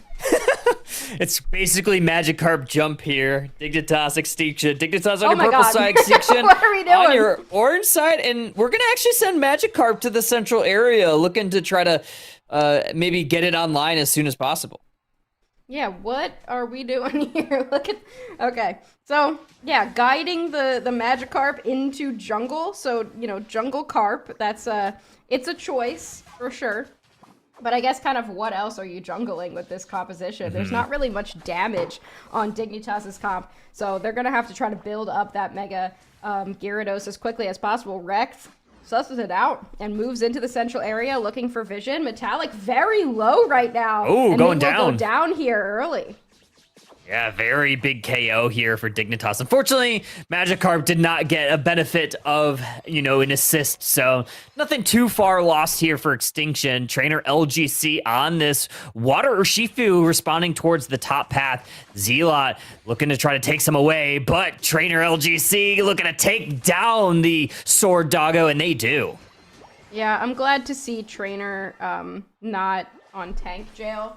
I think that was just a disservice to the player that Trainer is, so I'm glad to. I think he just doesn't want to play this game so bad, but he's got to at some point. He just kind of has to. He's on the Water Bear foe today. And interestingly, we've got the Slowbro, which I think is a really good option into something like some of these Mega Pokemon, and we let the Mega Gyarados in, so we do see Slowbro coming in to kind of counter that option. Or Reach is going to surf through Zugrug. Now Toon responding as a Mega Gyarados. Well, it's currently just regular Gyarados. Into the bottom path, going to score some points into this T1 for members of Extinction trying to respond, but it's Otter that is getting some value with some of those Eon stacks. Yeah, both Gyarados' Gyarados? Gyarados. Yeah, that's what I was thinking. Yeah, so both of them now online before either of the Magikarps have even looked each other in the face. Both of them are now Gyarados, as we do see Toon getting another couple stacks here in the bottom path, able to steal that one away as Ender on this Psyduck, which I think this is kind of the player that has repopularized the Psyduck, because Ender loves running it and even loves running it with this EXP share. We are going to attack this Regidrago. Power-up punch is the secure method of choice, and it is true as Metallic able to get that. Machisel also going to rip through this Altaria, 720 on the clock, and Ender, the passive pops, and they're going to try to push away Extinction, but that is a lot of Pokemon trying to get points in, and they leave it at 1. That is a 29-point overcap here for Nem. Yeah, that's not bad at all. We've got Regice in the top path that they're going to be able to take easily as well. And Dignitas hasn't started going for this objective in the bottom path. They're maybe looking for an opportunity to break this goal zone here before they take Regieleki. But Bora has been holding on to this goal zone pretty well. They're also sporting the EXP share here. Zacian gonna try to run away from Trainer, and so far it's been a chase down from Trainer. But Chisel able to get some more stacks in on that T2 on the top side, and it's gonna bolster Extinction's lead. And as Ender tries to pull a Pokemon in towards them, but no real follow-up there. But Chisel looking to take down Zealot, almost able to get away, but unable to get out of the hands of that Gyarados. And look at this, too, now has the Mega Evolution. They're going to jump in. Easily going to be able to take... No, they're going to be taken down here by Trainer before they can respond. Everybody stays up off of Rex's healing. And interestingly, Kyle, both teams are running the double EXP share. We are back in last season competitive before those EXP changes. And Metallic able to secure that Regieleki with that power-up punch. Regieleki walking towards this T1 goal zone, walks in, finds its home, and Extinction looking to maximize their points down here. Still unable to break it. They have enough points if they want to. They're going to try to maximize it as much as possible. Another 29-point overcap. So double 29-point overcaps for them, top and bottom side.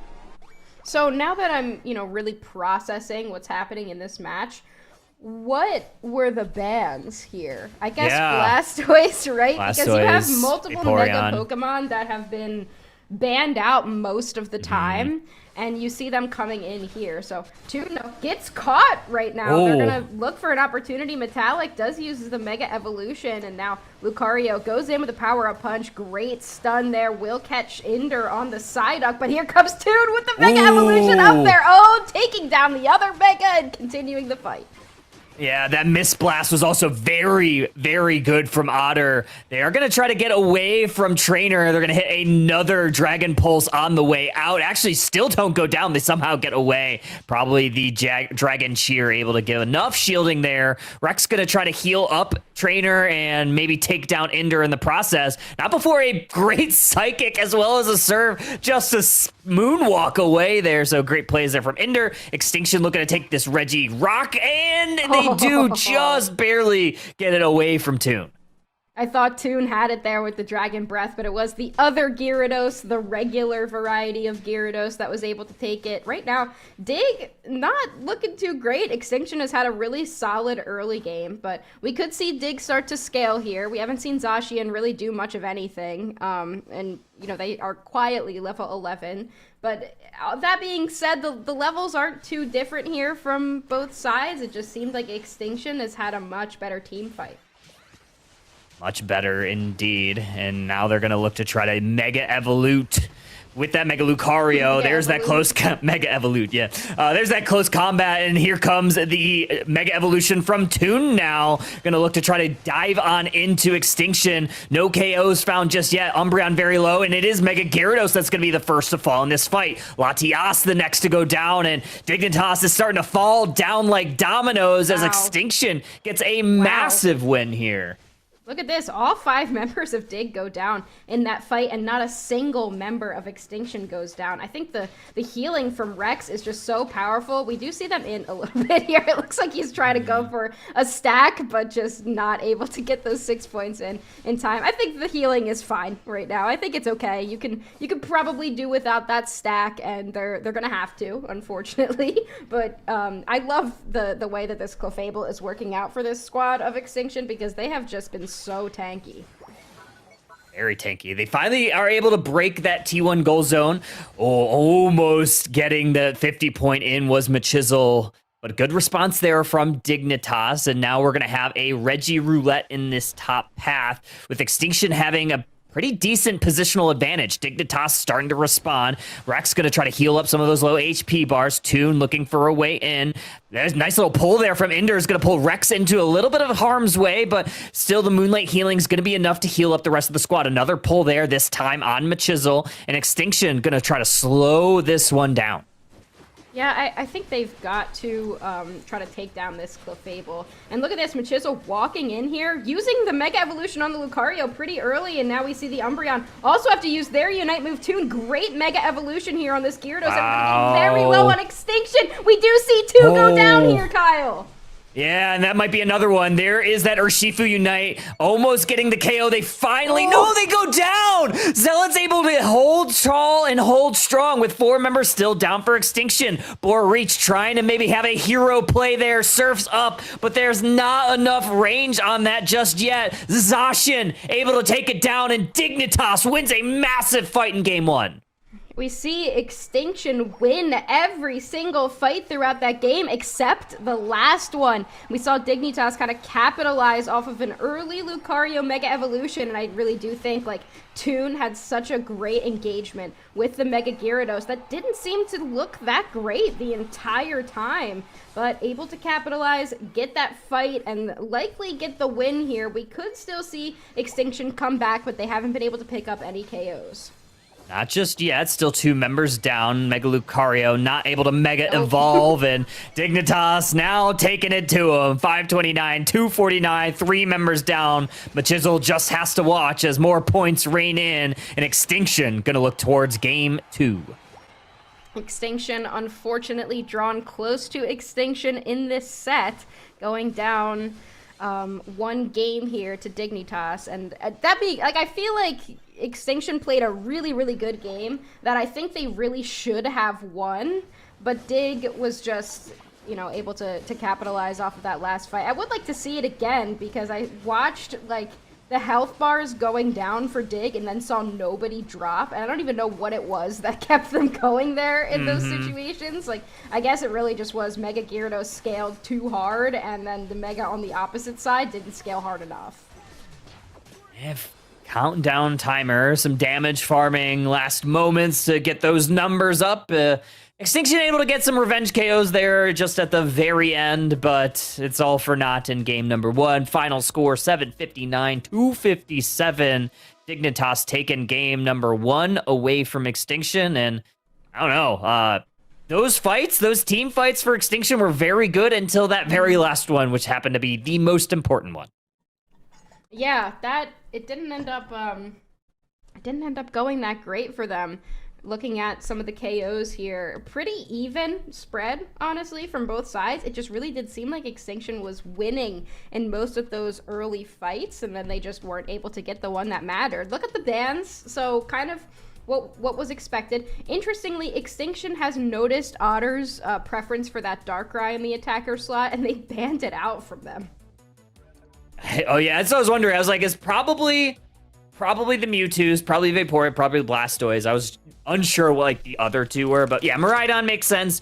Darkrai we've seen banned a couple of different times. Specifically, we saw Evil Geniuses ban that away from IX Gaming. I'm not sure exactly. Well, I guess the player that you would definitely want to ban that away is definitely Toon, who's taken Darkrai a few different times in a few different metas. Obviously, no, it's been an incredible Otter. play.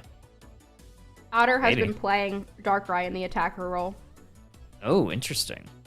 Yeah. Look at the damage on the Latias. 126,000 damage. Just both teams are very brawl focused, and especially when you have a Clefable absorbing so much of that damage for the team, you see these high damage numbers like this where everybody is just dealing a ton of damage, and it takes so much longer for anyone else on the other side to go down. Certainly had at least 100, you would imagine, 100 of those Aeon stacks. Yeah, a lot of damage all around. Obviously, you know, there was quite a bit of, you know, damage farming at the end. 126k damage is still quite a bit, and Metallic on the other end, 93k. So yeah, it's insane work here from both of these teams, and this is definitely one of the matchups I was looking forward to the most. And this one, in game 1, certainly has not disappointed. Yeah, not at all. So Dig goes up 1, but Extinction really could make something happen here.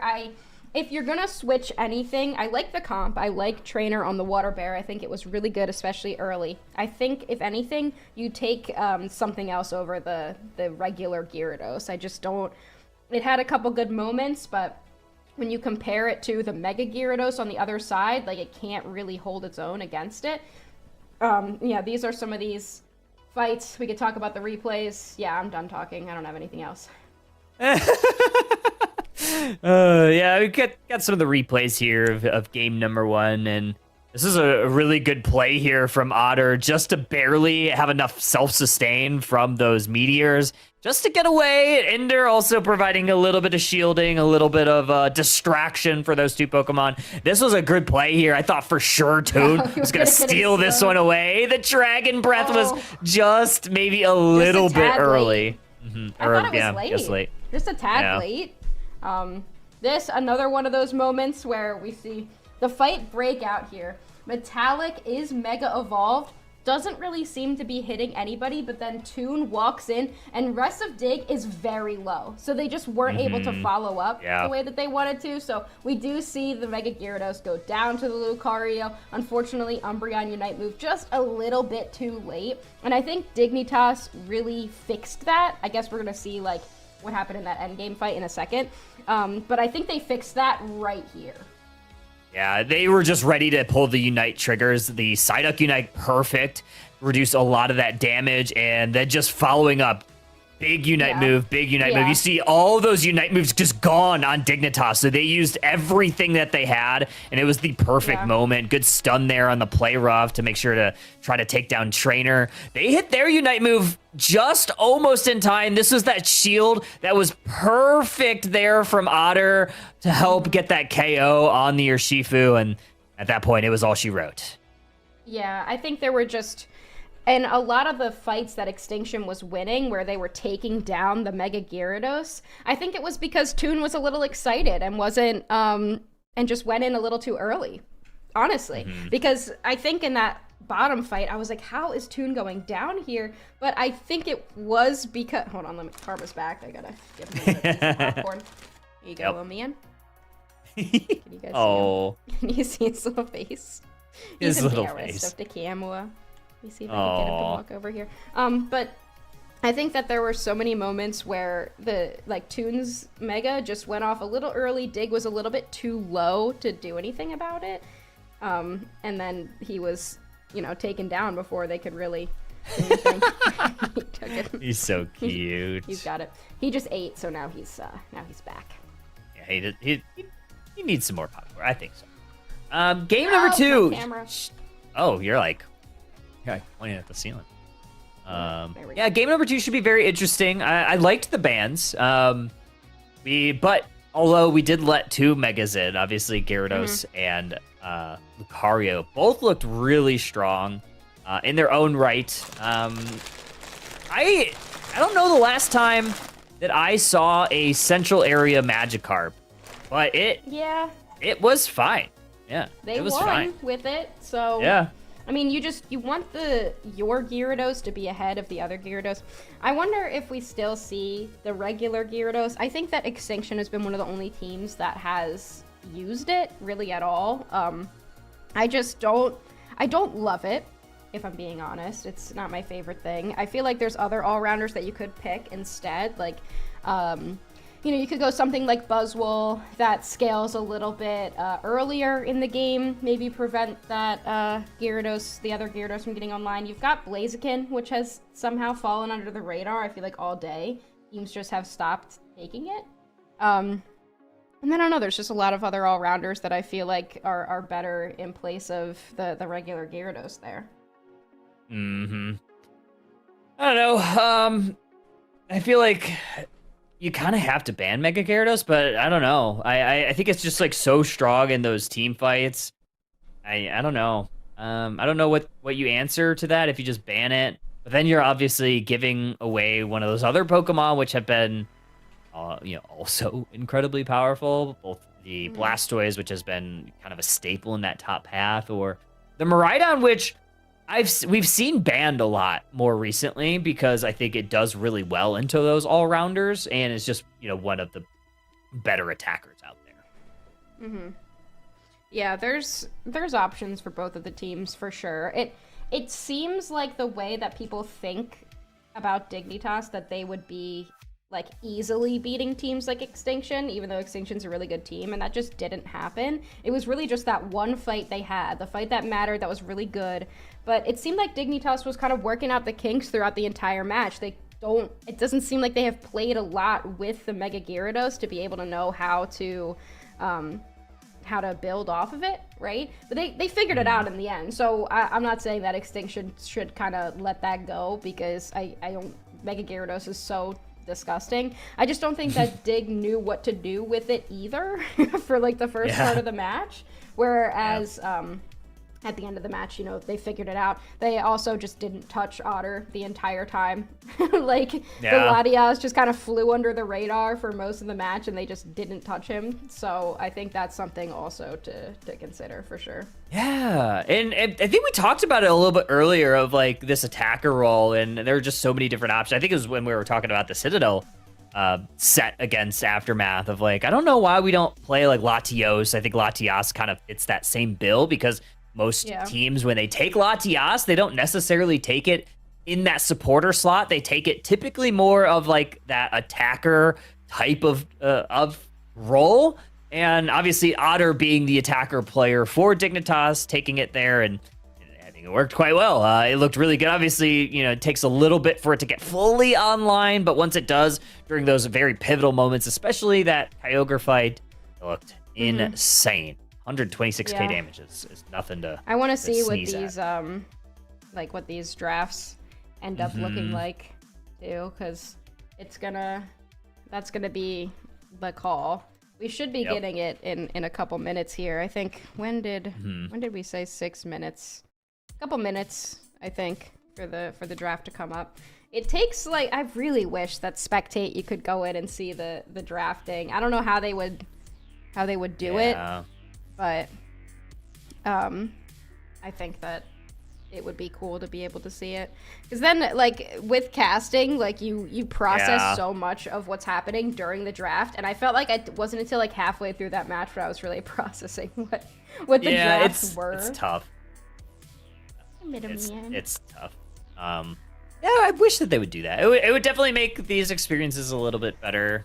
Because obviously not every game is on broadcast, so it'd certainly be nice. Hint, hint, nudge, nudge. Timmy Overlords, please build that into the game. That would be great. I mean, or at least crashing. something. I don't know.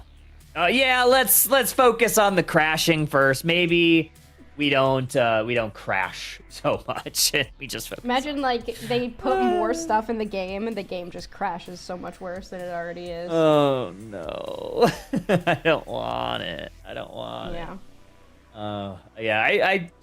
We need the crash to fix, and then re-implement draft back in solo queue or ranked. To be I guess fair, it hasn't been bad because they took draft away, so the crashing has not been as bad. Which I guess they felt like they needed to disable draft so that they could look deeper into it and figure out what it is that's causing it. It seems like it is a firmware issue, and Unite just has too much in it. So you know what the solution is? Delete license journeys. It seems like there's just too much going on in there with the firmware. It's just not a system that seems to be working, so just get rid of it. And I think that would fix a lot of the problems. Yeah, just get rid of license journeys. Yeah, there's so many things. I could speak to software and stuff. I don't think it. I think it's literally the fact that the Nintendo Switch can't deal with the amount of stuff that Unite puts in, because it is a gacha game, and gacha games tend to put a ton of stuff in it. So I think you just got to get rid of some of the stuff. You don't need it. Some of this. Nobody likes it. Just get rid of some of the stuff. And every the 5 different treasure chest box things that are going on. Yeah, why are they all going on time? at once? I thought it was just one thing, but they're running it like it's banners, in gacha games, where there's a couple going on and you got to figure out which one to pull on, but it's not the exact same thing, so it's not like you actually get it. I feel like if they wanted it to be a gacha game that people put a little bit of pulls into, then you have to make it so that you pull it sometimes. It's a good percentage of the time you pull it if you decide to. But anyway, looks like we've got our game here. We do. Dignitas Extinction going to be game number 2. Zugrug's taking that Umbreon. We're going to see Ender back on the Psyduck and another Latias. All right, so a couple changes have been made. We don't have the Mega Gyarados again. Instead, Toon is running that Leafeon. I didn't get a good look at Extinction's comp because I was trying to process what was happening in the top. So they did pick... Did they have regular Gyarados there, or did Extinction get Mega Gyarados this time? But I think one of the most insane things here is that we do see a Gengar for Bora. Yeah, Bora and Gengar. A very notable Gengar player is also a very proficient on that Pokemon. As we see Machismo, it looks like it is just a regular, not a Mega, but it is a Mega Lucario here for Metallic. Good push there, but I believe Zugrug was able to take... No, actually, looking at the points, was not able to take any of that. So I want to pay a little bit of attention to the EXP share usage. Dignitas is still prioritizing the double EXP share, and I would really like to know why, because it really is only going to be active on one of those Pokemon at a time, because only one of those Pokemon can be the lowest level on the team at any given time. So I wonder why they still are prioritizing it here. This time, Extinction is running just one. I saw it on the Snorlax in the top path, and Trainer has been defaulted back to support jail because Bora is running the Gengar. Ooh. Oh, it is a Hex Gengar. Hex. Yeah. Dude. Already finding a KO on the Latios is big, and Ooh. now they're going to be running away, but Ender hit him with a basic attack, able to get it. There's the Surf. Going to section off Metallic, going to try to dash away, but that is not for anything, and you have 2 members go down for Extinction. Back to the Pokemon Center. Yeah, incredible Astonish there from Trainer. I thought for a second that meant we saw Gengar get out, but you know, that's the problem with Gengar. As soon as your Hex runs out, you pretty much just go down, so you can't really like get super far ahead because you are giving KOs back the other way. We do see Ender now trailing them into their own central area, trying to see, at least get some vision, if not pick up some opportunities to steal away some EXP. You want to slow them down as much as possible, while Leafeon gets to a clean level 7. Magikarp trying to hit this Gyarados, and they do. Unfortunately, unable to stop that. 9 points from Mewtwo to go in, but a good response here from Extinction. Zealot is in a little bit of a blender, and they are going to go down at the hands of the Gyarados. Ender, along with the Leafeon Toon, able to respond, so no further push from Extinction as they rotate down to the bottom.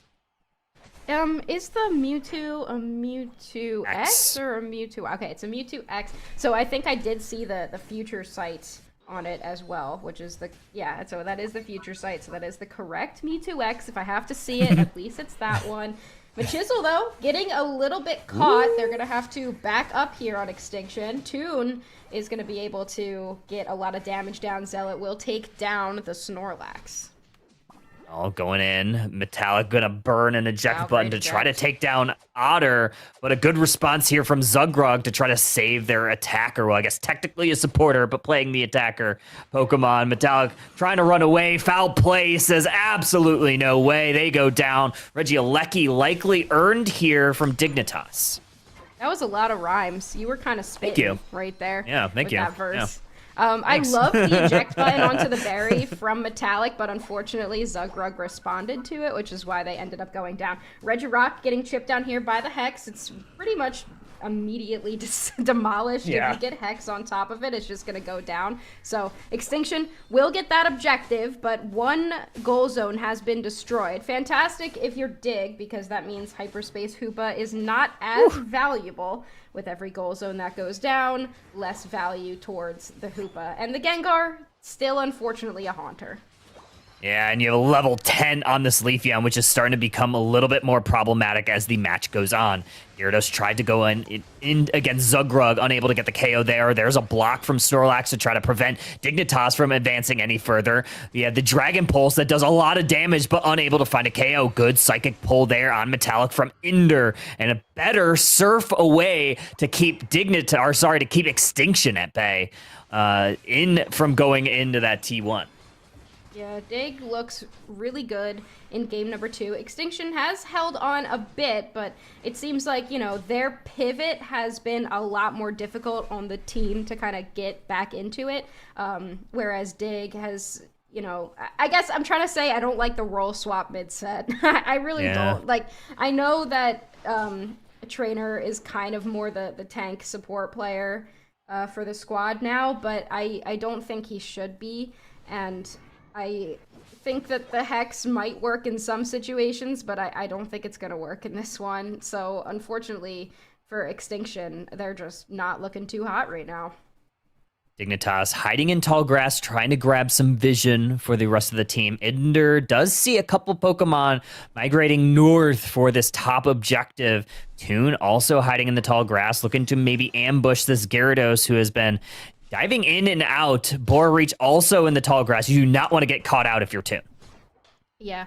Bottom path, Zugrug and Trainer just kind of dealing with each other. Not really going to be doing too much. And wow, great play there from Dig, able to use kind of everything on that objective, making sure they get it. We do see Gyarados try to use a Unite move, but, you know, regular Gyarados, nothing happens after it uses its Unite move, and it will go down. Great pull there to pull Snorlax off of the pad, forces the Unite move out. Dig will be pushed back after a great Unite move there from Metallic, and we'll see if they're able to get Zealot. They will. That's a huge KO there for Bora. Yeah, I thought for a second Metallic was also going to be able to get Toon, but Toon able to escape just very narrowly. They're actually going to escape one more time. There's some shields being stolen from Umbreon, and not only that, they're going to find the KO too. 25 points in. Minimal overcap, but you're slowing down the Hoopa and getting some valuable space for this Registeel. Yeah, basically a Nover cap there, but it doesn't really matter. You're breaking goal zones, which is important for, you know, dealing with the Hoopa. Registeel in this bottom path, really valuable here for Dig. They are absolutely dominating in game number 2. They didn't look as great in game number 1, and I think a lot of that was like growing pains with the Mega Gyarados comp, but they seem much more comfortable with this composition. I feel like Dig loves running like weird comps that you don't think are gonna do it. Like, where is their damage coming from, you know, when you see this composition? But then somehow they end up pulling out 100k games on Latias, and Toon is just running around doing whatever he wants, and somehow they get it done. Good teleport there from Zella just to avoid some damage. You have a 4-person push. There's the Unite move. Mega Lucario has hit the field. Ender going to push the people away with that passive. And Otter on the back end going to deposit 40 points in. Borage getting dangerously low, trying to take the Hoopa, but the Future Sight gets the last hit there. We have the close combat from Lucario. They're trying to get away, but Mewtwo pulls them right back in. And just like that, Extinction is getting wiped from the map just like the dinosaurs. These Future Sights from, sorry, that was so good. I lost my train of thought because that was great. The dinosaurs. Thank you. That was a great fight there from Dig. The Future Sight pulls from Zealot. I don't know if they've missed a single one. It seems so devastating, whereas I feel like so many of the Mewtwo X plays from these teams, I see some good plays here and there, but it doesn't seem as impactful as Zealot is making it look right now. And 2:04 on the clock, we see Kyogre about to hit the map, and Dig is all over that Extinction, nowhere near that central area. Instead, it looks like they're going for some scores in the bottom path, which, I mean, great, but it doesn't put you still close to being in line with that 441 that is the scoreboard from Dignitas. Yeah, they're able to get that extra 100 points in. So a lot of insurance here for Dignitas. So it's Extinction that's going to have to make this first move. However, Ender able to pull this Snorlax at least a little bit away. Hoopa's going to reset them. Zugra got vision of a couple, Hoopa and Machizel on the Gyarados. Good engage here from Metallic. Going to force out that passive from Psyduck. Now it's going to try to surf away another reset from Hoopa. Yeah, we've got the Dragon Pulse coming down here from Otter again, and Dig doesn't really seem to want to let Extinction in. Here comes Metallic. They're going to look for a, wow, great eject button and power up punch out, but now Kyogre's at half, Kyle.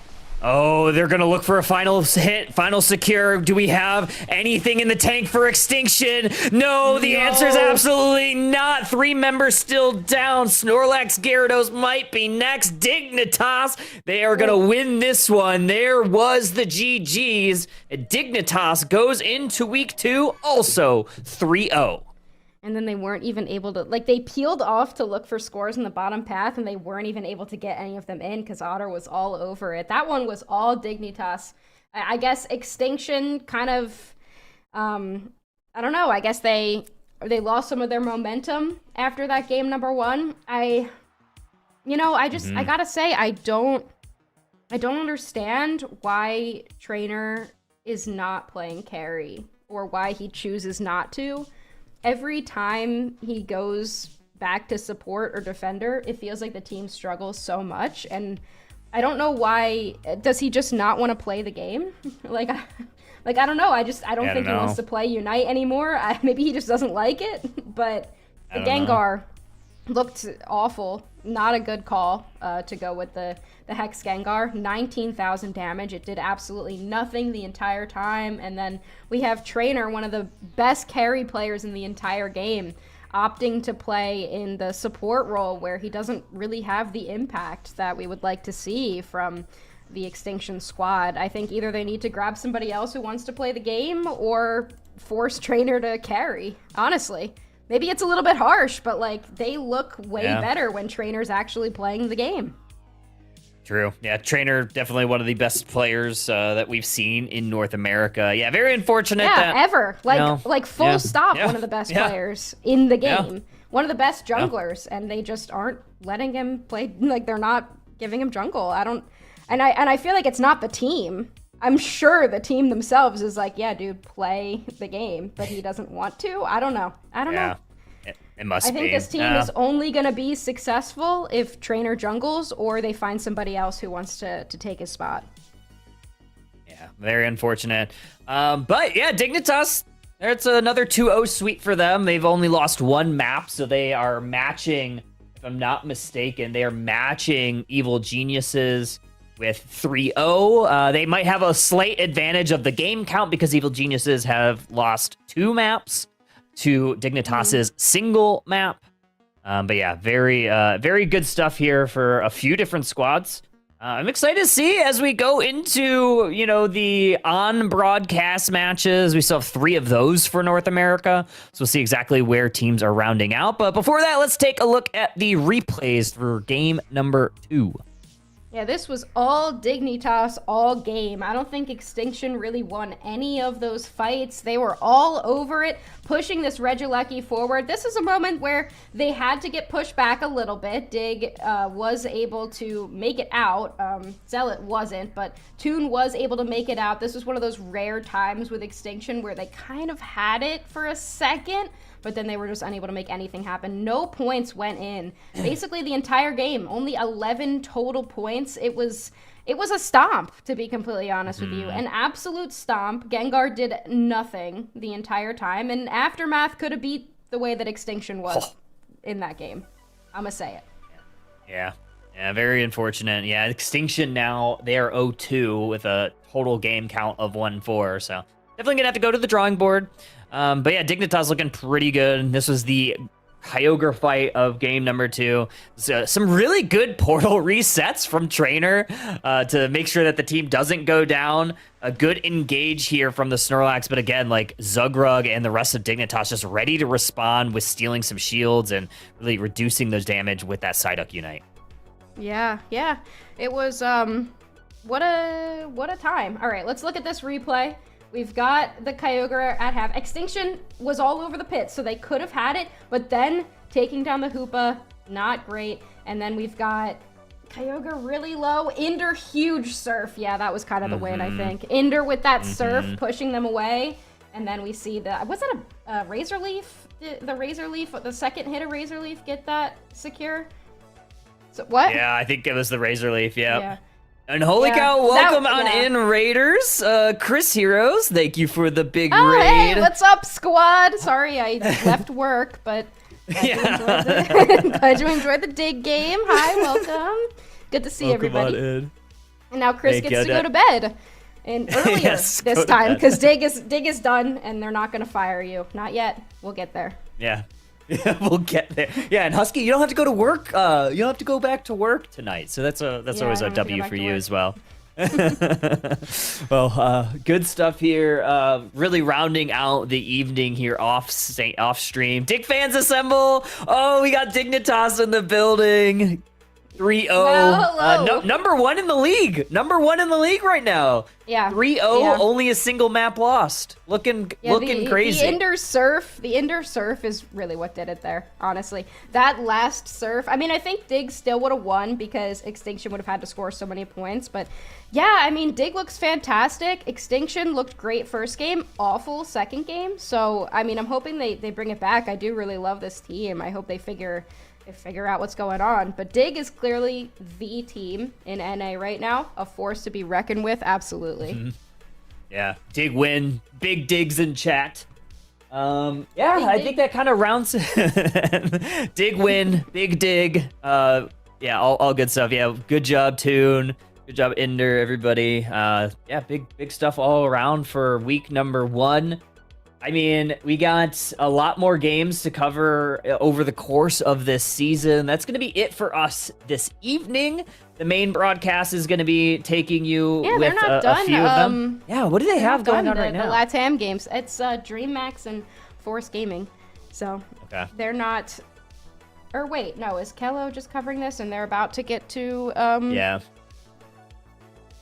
Okay, yeah. So they're about to get to the NA stuff, I guess. Yeah. Yeah, NA will resume in probably 30 minutes or so, usually at 6 p.m. Eastern. But yeah, that's going to conclude our coverage today. We'll be back. Don't worry, everybody. We'll be back with more off-stream broadcasts for week number 2, which will be in 2 weeks, which is awesome. So kind of hitting the ground running back to back. So 2 weeks, we'll be back for day 1 and day 2 coverage for off-stream for North America. We'll be doing this all season.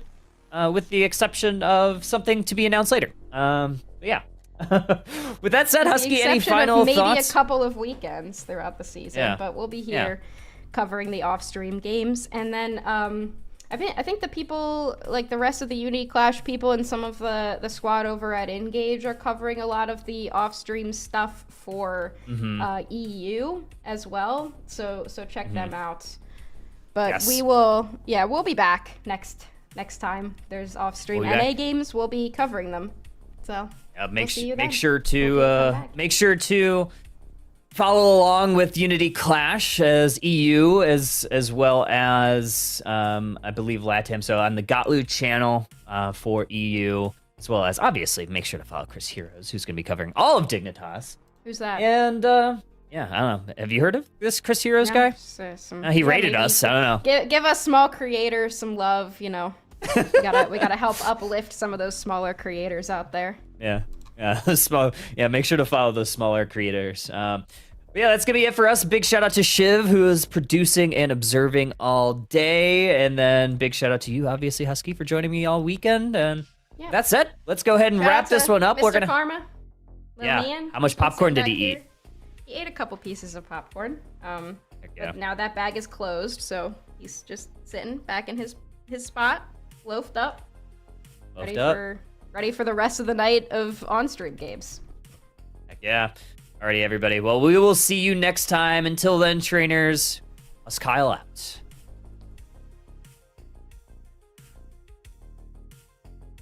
Big KO right there.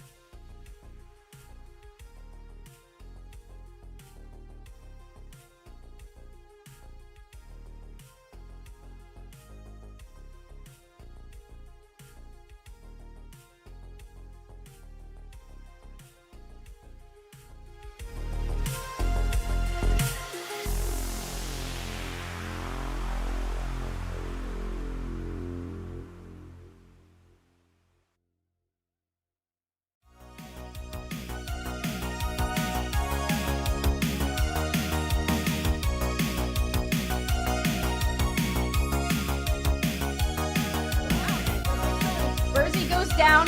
Nobody down for EG just yet.